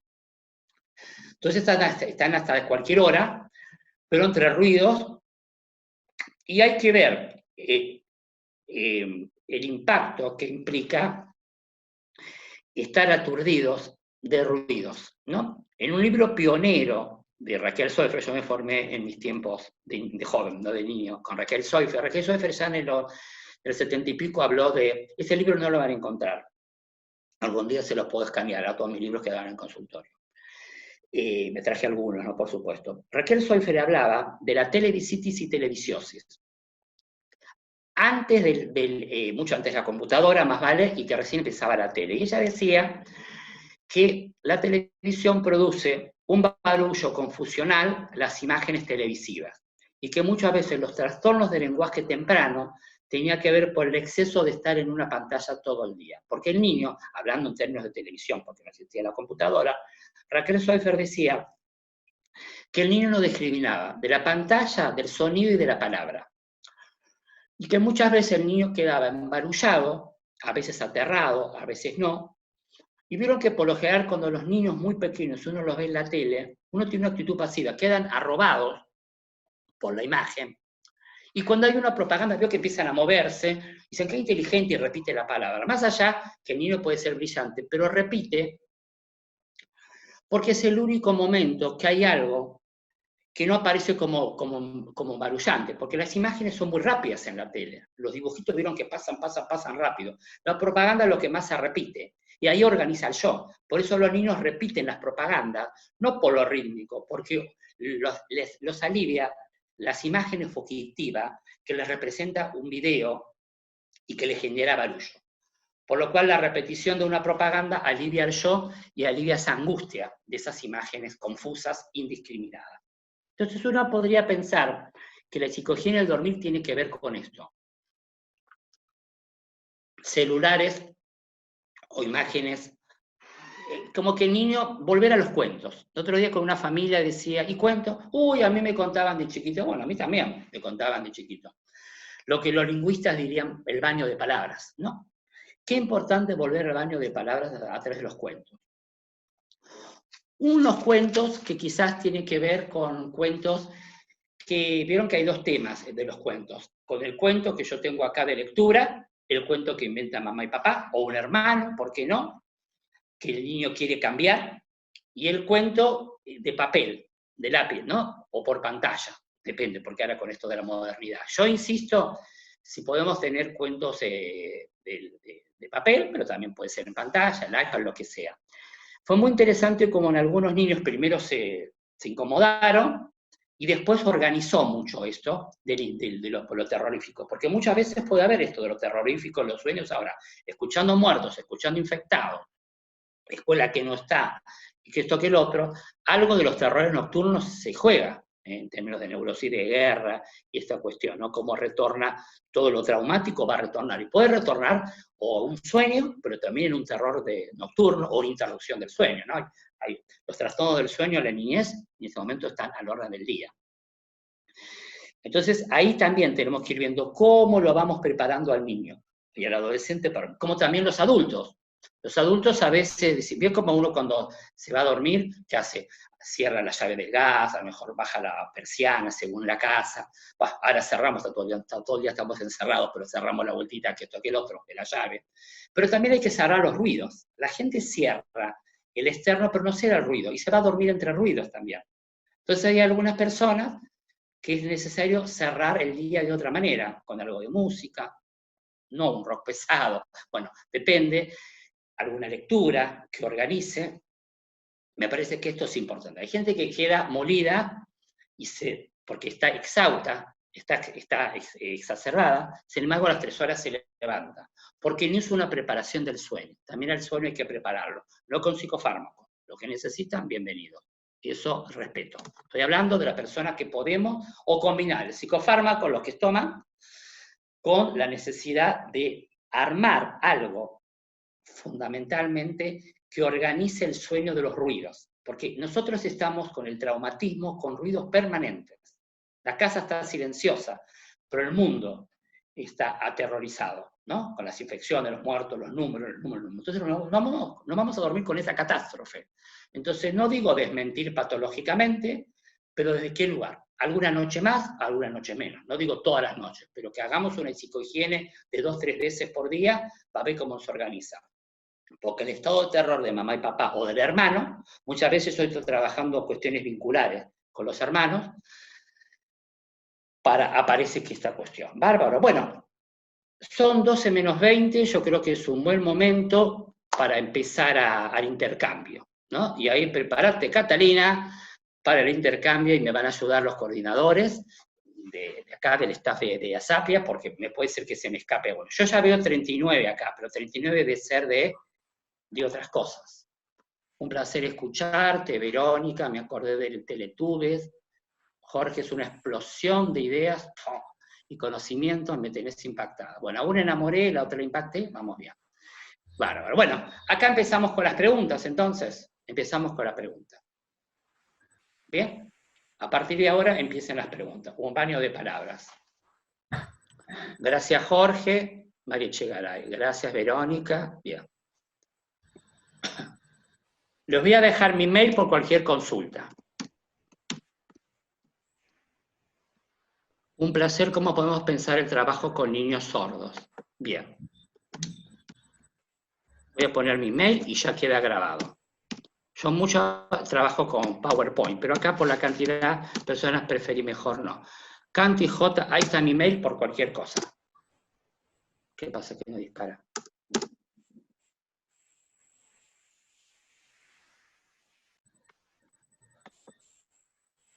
Ah, lo puse privado, esperen. Quedó privado, me parece. Ahí está, gracias, Alisa. Quedó como privado, no sé lo que pasó. Bueno, con los niños sordos, yo no me dedico a los niños sordos, acá está Ruth Cassé, según en el grupo, que puede dar más cuenta de esto, pero sí con algunos niños hipoacúsicos. Bueno, en realidad con esto es el tema de la comunicación y cómo encontrar canales alternativos de comunicación. Ahí habría que ver si el niño sordo estaba, si tenía que ver con el bilingüismo o no, porque vieron que acá hay todo un tema muy fuerte para trabajar si el niño viene del bilingüismo o no, si hay una sola escuela que lo sustenta, por lo cual, ¿no? Vieron que ahora salió el barbijo transparente y que me parece muy importante. Bien, un placer, quisiera saber el tema del control de interior con discapacidad en tiempo. Hola, buen día, quiero preguntar sobre la transferencia que comentaba, no decido o me despierta, porque si no, bien, juego, yo voy anotando, juego, transferencia, postura. ¿Cómo podemos conseguir el libro? Bueno, ustedes me escriben, Ricardo Vergara es el que lo está ofreciendo, que es el editor. Si ustedes me escriben, me mandan un mail, yo gustosamente les doy el contacto del editor Ricardo Vergara, que lo manda en una moto, a la gente. ¿Cómo era esperable? Encuentro cuestiones ya pasa. Bueno, y ustedes después me van ayudando, obviamente.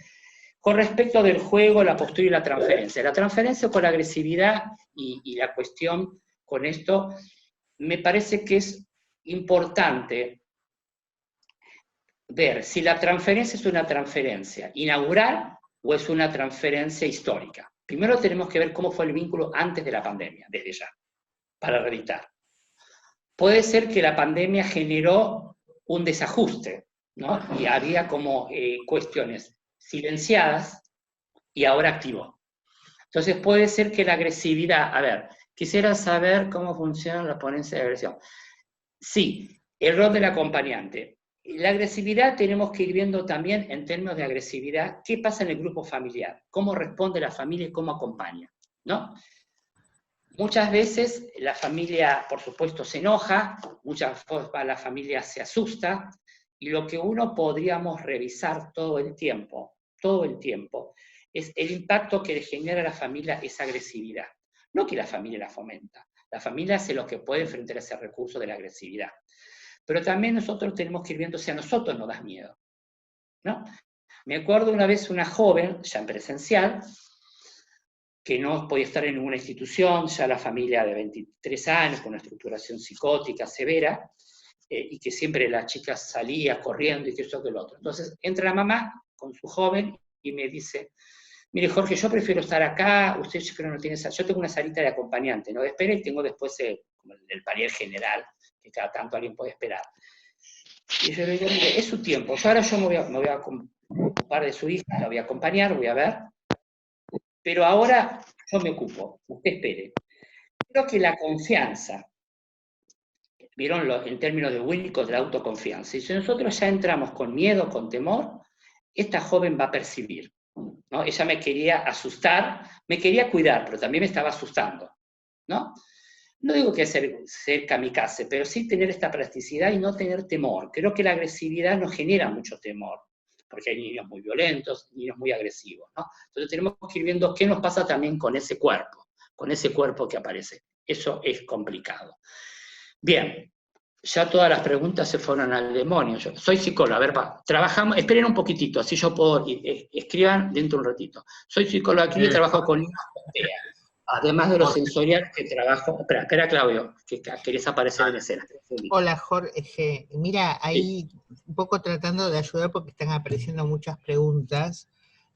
Hay algunas que apuntan a si hay algo que podemos empezar a pensar en relación a la salida de esta situación en la cual la cuestión es la distancia y demás, ¿no? Y la otra, aparecen varias que también tienen que ver con el manejo de la agresividad. ¿Qué pasa con el manejo de niños así o adolescentes con mucha agresividad vía pantalla, y también una consulta que es de un acompañante terapéutico que es en presencial? Bien. Muchas gracias, Alicia, porque así vos las unificás también, porque hay temas que se pueden como repetir, entre comillas, ¿no? Porque si es uno a uno es más complicado por la cantidad, pero quiero que todos podamos hacer intercambio. Con respecto a la salida, claro, yo no hablo de la salida todavía, porque todavía no sabemos de la salida, y es una ilusión riesgosa la salida. Me he encontrado con un joven que planificaba, antes de la última comunicado del presidente, del tema de que ya estaba armando la mega fiesta, comprando globos, y esto y lo otro. Y yo le decía a la familia que cuidado con esa escena. No, porque él dice que bueno, que sabemos que la capacidad de espera es muy complejo en infraestructura psíquica, porque lo que es mañana no es mañana para nosotros, es otra lógica, hay otra lógica de comprensión. No que no entiendan mal, es otra lógica la temporalidad. Y fue todo muy complicado cuando volvió, ¿no? Entonces yo decía que no hablemos todavía de la salida en algunas estructuras psíquicas, que tenemos que seguir esperando, por eso tenemos que producir en casa. Ustedes saben que en algunos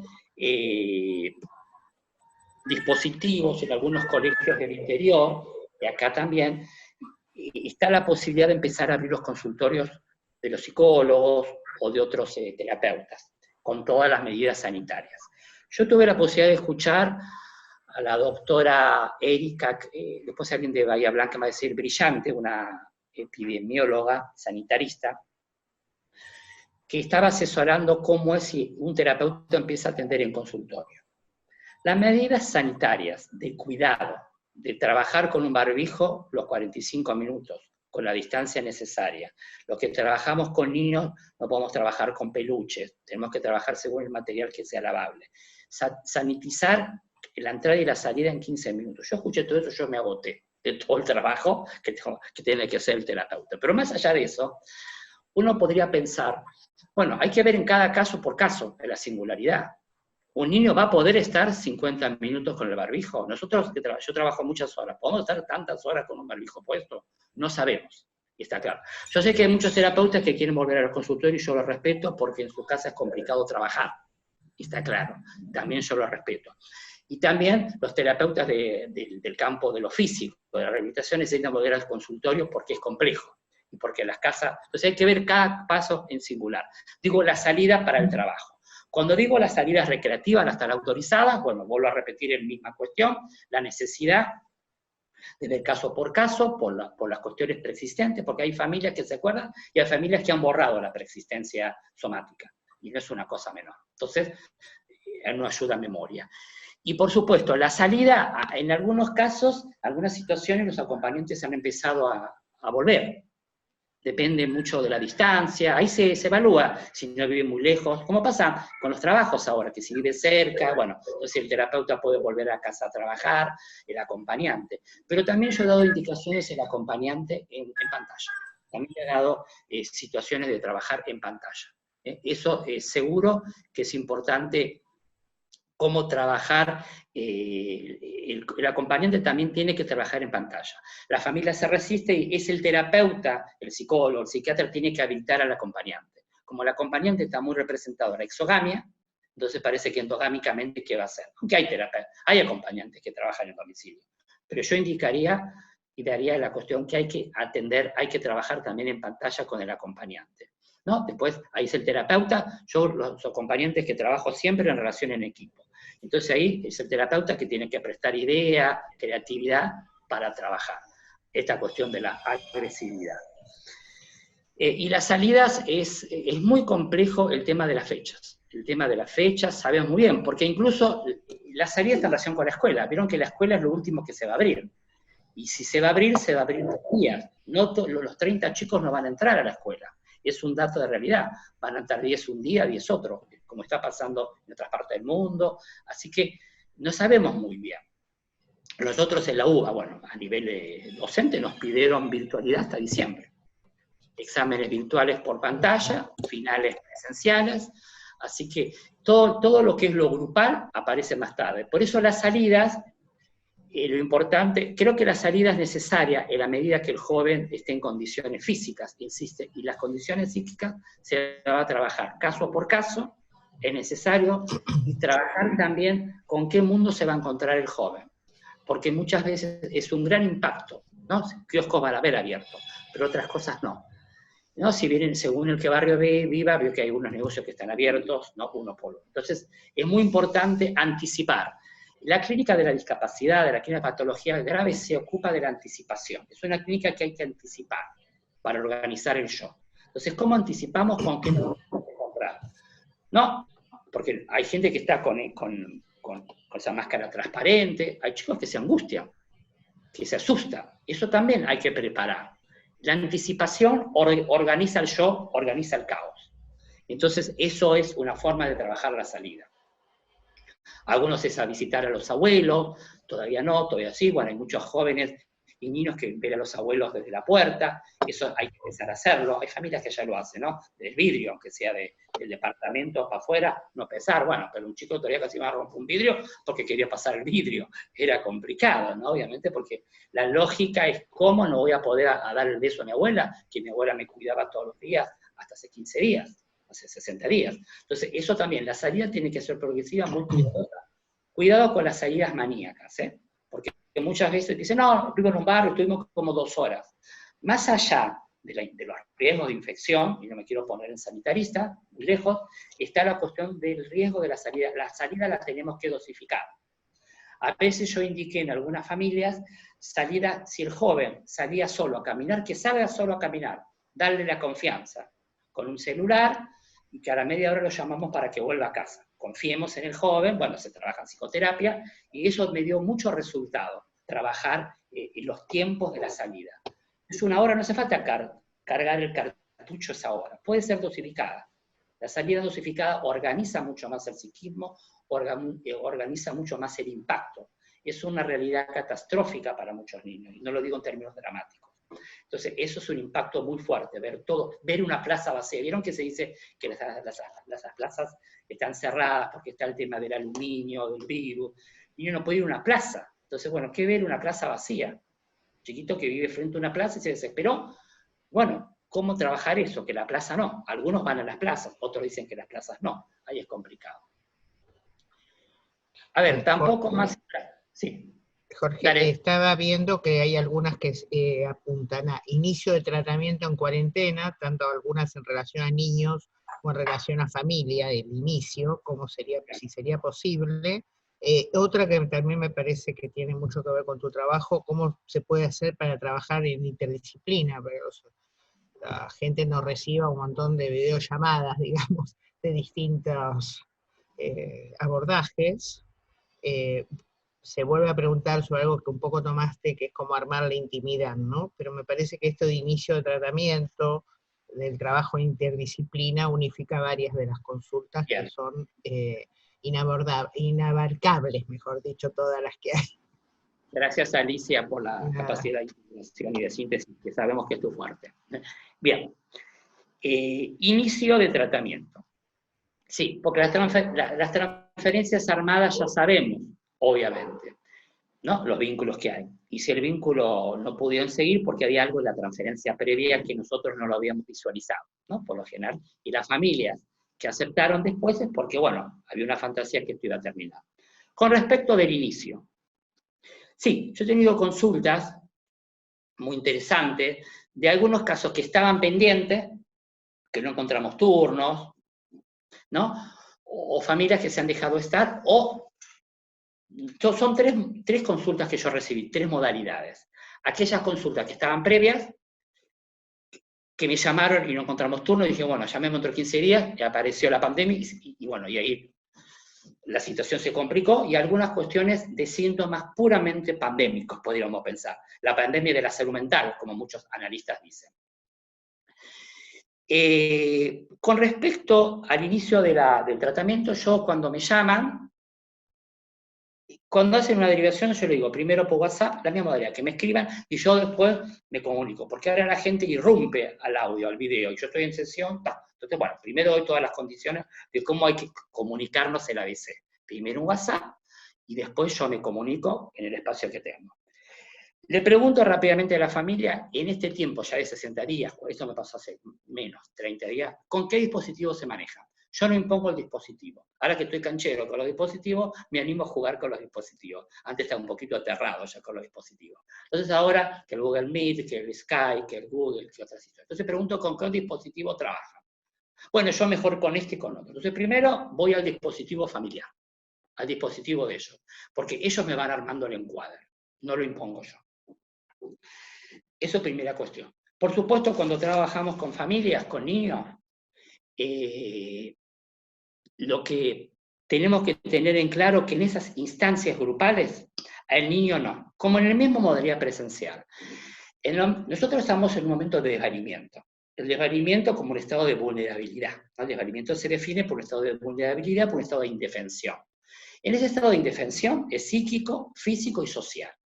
Por lo cual, la entrevista es con los papás y los niños. Pero el niño está en la casa ahora. No es como venía al consultorio y el niño lo dejó con la abuela. Ahora, ¿dónde vas a dejar a este niño? Entonces, lo que yo planteo como una cuestión estratégica es que hacemos la entrevista y les cuento que como lo pueden dejar, yo les propongo que mientras el niño, ellos hablan, el niño va a estar en el otro cuarto, si es posible, le pregunto cómo es la casa, y si el niño puede estar en un cuarto dibujando algo para el psicólogo, que ahora los padres están hablando. Y cuando termina el encuentro con nosotros, el niño me va a mostrar el dibujo. En la medida de lo posible. Vamos viendo si está en condiciones de mostrarme el dibujo o revolvió todo. Y muchas veces me dio resultado, pero lo que pasa es que el niño irrumpe a la sesión todo el tiempo buscando el dibujo, ¿no? Mostrando el dibujo, pero ahí estamos haciendo un vínculo. El niño aparece. Entonces vemos si la madre lo hace callar, no lo hace callar, lo interviene, se mete adentro, se fusiona con el cuerpo, y ya es un valor diagnóstico la entrada del niño. ¿Está claro? Pero ahí pido la entrevista con los padres y nada más, y vemos, hay niños que se pueden quedar en un lugar, bueno, hay un hermano mayor, bueno, ese hermano lo va a cuidar, el hermano menor, y que ahí tenemos que ir viendo cómo es la conformación familiar. Pero para no encontrarme con sorpresas, y para no encontrarme por invasiones, porque trabajo en la casa, anticipo, el consultorio no anticipa uno nada, salvo entrevistas sin el niño. Acá tengo que anticipar un montón de cuestiones para que no fracase la entrevista, ¿no? A veces en las entrevistas de padres separados me ha pasado, con videollamada, me dice, bueno, pero ahora podemos, porque yo en el consultorio con mi ex no quiero, pero una videollamada me lo banco. Entonces, al señor que se lo banca, tuve que preguntarle si estaba de acuerdo. Y fue muy interesante esa entrevista de videollamada, como la pareja, expareja, pudo hablar del niño, que en otro momento yo en el consultorio no lo hubiese citado, jamás, por una cuestión de experiencia, salvo cuando hay que trabajar una operación, una cuestión concreta. Si no, no. Entonces, uno podría pensar en esa escena que se inaugura de la misma manera, de alguna manera. No hay algo diferente de algo, porque ahí se empieza la transferencia, ¿no? Ahí empieza la transferencia en esa cuestión, y ahí empezamos nosotros a trabajar. ¿Está claro? Ahí vamos a trabajar muy, muy claro. ¿Está claro? ¿Cómo iniciar? Pero nosotros tenemos que animarnos, que esta va a ser la modalidad de trabajo por un tiempo. No digo como para toda la vida, como diría esta mamá aterrada, pero por un tiempo largo va a ser. Y creo que las consultas tienen que iniciarse y tenemos que dar. Después vemos si hacemos valor diagnóstico o no. Alicia me había dicho el tema de la interdisciplina y los excesos. Sí, ustedes saben que los que me conocen, yo amo la interdisciplina la tengo en la cabeza. La interdisciplina no es un discurso, la interdisciplina hay que tener en la cabeza. Y tener la interdisciplina en la cabeza quiere decir que tenemos que hacer todo un interjuego muy importante de armar subgrupos, en esta etapa mucho más, ¿no? Los acompañantes, el psiquiatra, los terapeutas, todo el tiempo. pero con objetivos. No se arma la interdisciplina, sino no una interdisciplina de catarsis. La catarsis allí va. Yo estoy hablando de que organice. Cuando nosotros nos reunimos, yo a veces en esas supervisiones o en esa cuestión, que hagan la pregunta, después a ver qué surge. Nosotros nos organizamos con preguntas disparadores, con preguntas interrogantes, no que surja.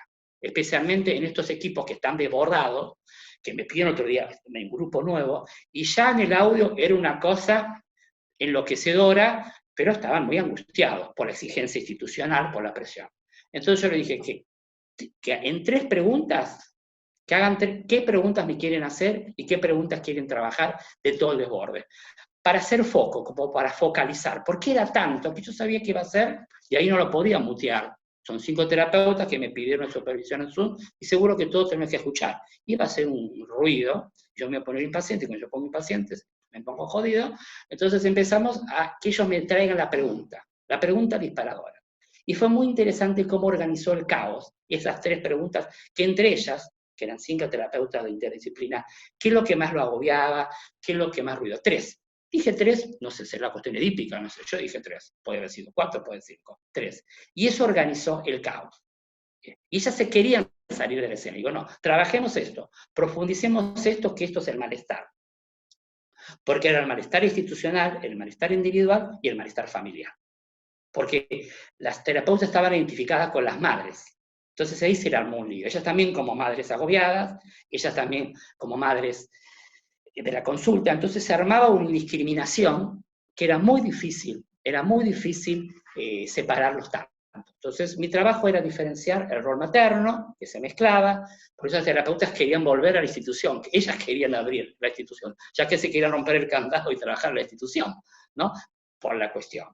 Y que también tenían que plantear a la directora, en este caso, que hay cosas que no se pueden hacer, porque también hay una desmentida de creer que todo es igual, y todo no es igual. Entonces, cuidado en la interdisciplina, creer que vamos a hacer lo mismo. No estamos haciendo lo mismo, lo estamos haciendo distinto, que no es igual. Y hay una confusión muy fuerte de representar. En la facultad también nos pasa mucho esto, ¿no? De hacer. Y eso que yo soy de hacer. Y también, bueno, entonces a veces en los chats de los docentes también voy poniendo como el límite. Bueno, no es de la misma manera. Yo, ojo que en esta etapa me impresionan los alumnos de grado que estudian más que nunca. Tendrán más tiempo, nos reclaman más el material. Pero bueno, cuando empiezan las cuestiones administrativas, voy poniendo como límites y vamos viendo, ¿no? Porque si no, el tema del exceso es un gran problema, ¿no? De la exageración, del exceso, como bien decía Sebastián Plut, y yo lo recogí también, que no tenemos que adaptarnos, tenemos que acomodarnos. Y en la acomodación también hay que poner límites, con mucho respeto. Nuestro trabajo es el trabajo institucional, yo también en la facultad soy un empleado, soy el empleado como ustedes en una escuela, ¿no? En mi consultorio tengo más autonomía, mi consultorio online, como yo llamo. Pero en la UBA soy un docente más, como ustedes, titular de cátedra de muchos años, pero también tengo que responder a las cuestiones. Y muchas veces vamos diciendo, ¿no? Un montón de cuestiones que vamos a poder y que no, y ahí vamos frenando, porque también el director recibe presión. Es la presión de la presión de la presión de la presión. Y ahí corremos el exceso. Y en el exceso nos enfermamos. Tenemos que cuidarnos muchísimo. Me piden el mail. Alicia, ¿lo escribís? Bárbaro, gracias. Porque quedó privado acá una chica, no sé por qué. A ver, la voy a sacar.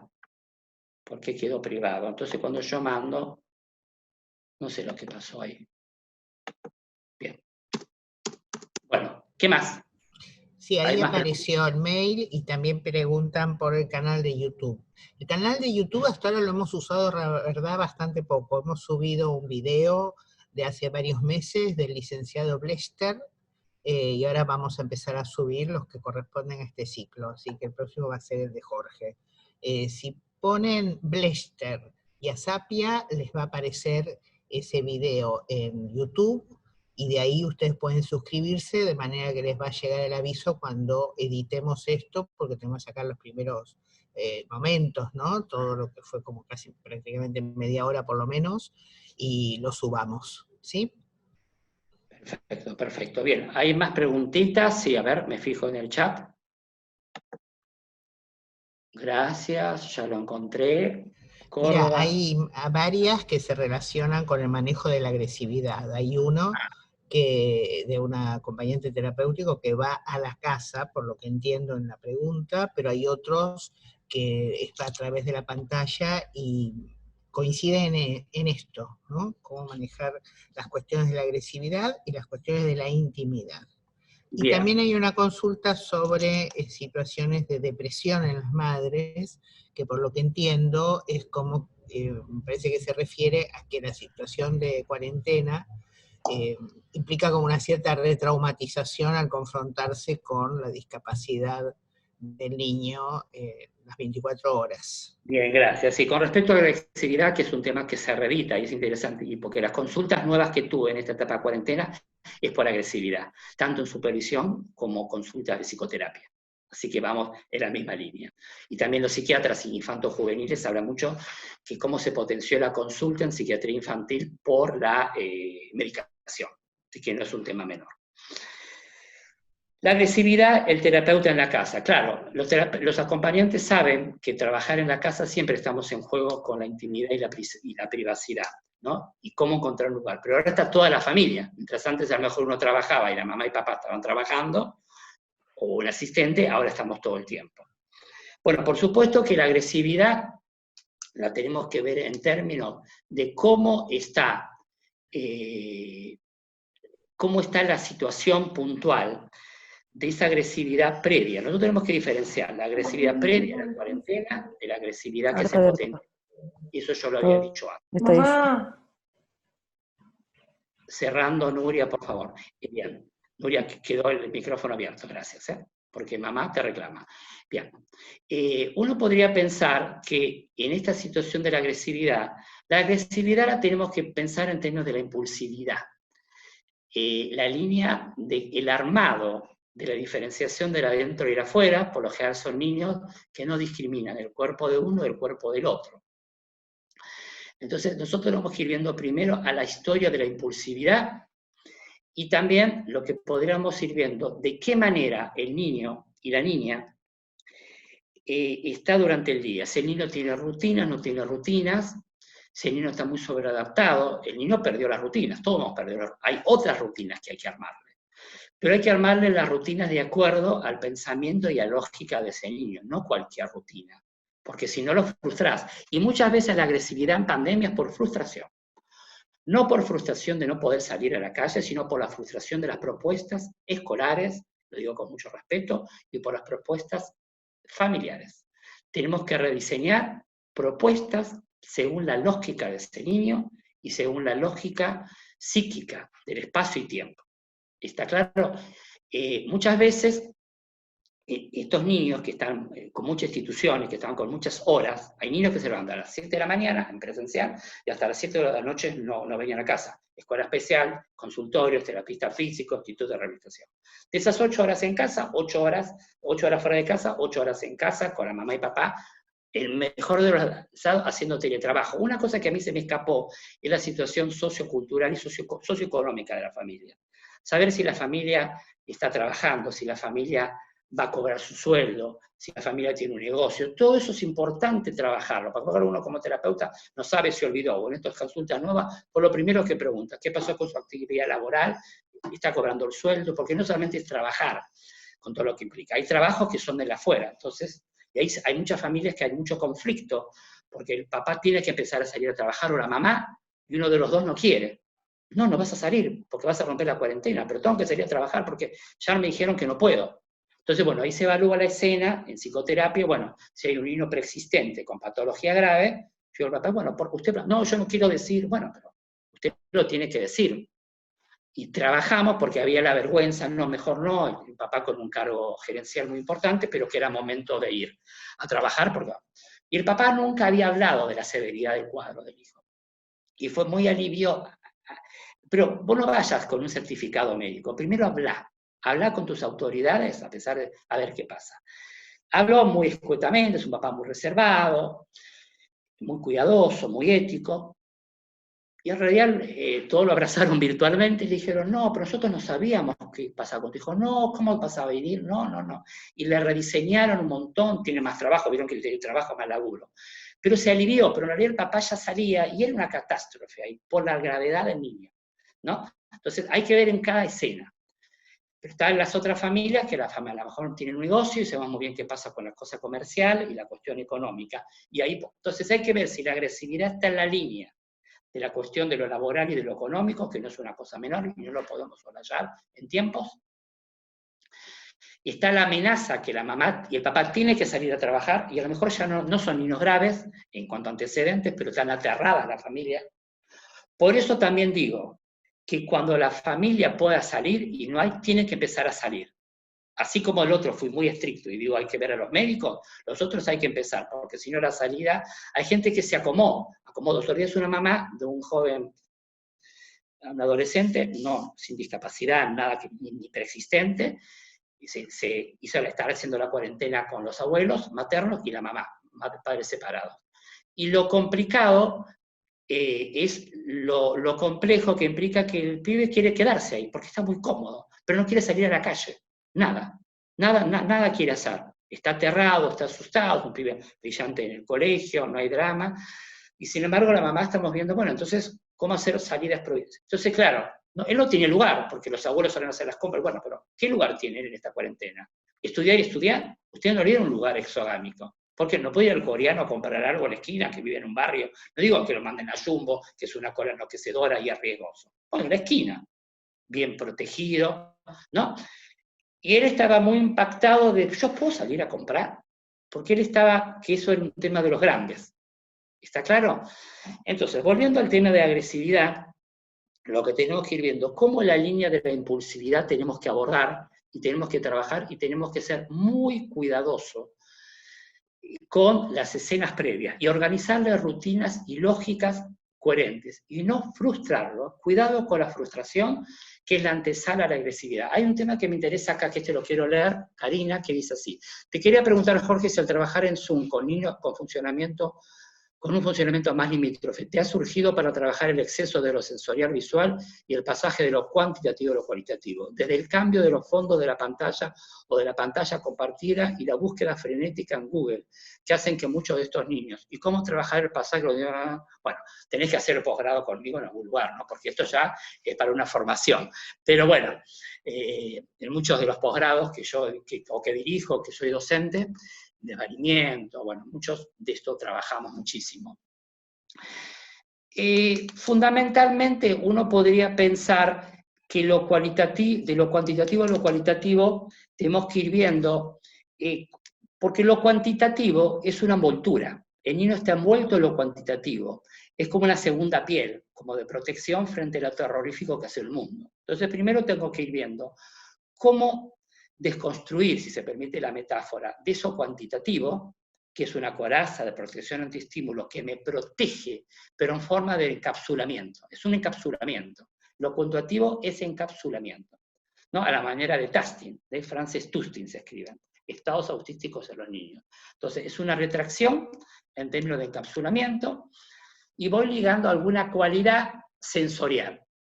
Con respecto a esta cuestión, lo que tenemos que ir viendo en esta cuestión de la necesidad de lo cualitativo, buscar canales sensoriales que representen al niño, porque los niños y el adolescente tienen líneas compensatorias. Entonces puede compensar a través de lo auditivo, de lo visual, de lo kinésico, de lo kinestésico, ¿no? De lo táctil. Acá lo táctil puede ser que no, sin embargo yo puedo trabajar lo táctil desde acá a la pantalla, y le pido al niño con otro muñeco que trabajemos lo táctil, y podemos trabajar lo táctil. ¿Y qué nos pasa con lo táctil? Como una manera diferente, de alguna manera. ¿Está claro? Pero todo el tiempo trabajamos. Gracias. Vamos a aplaudir todos.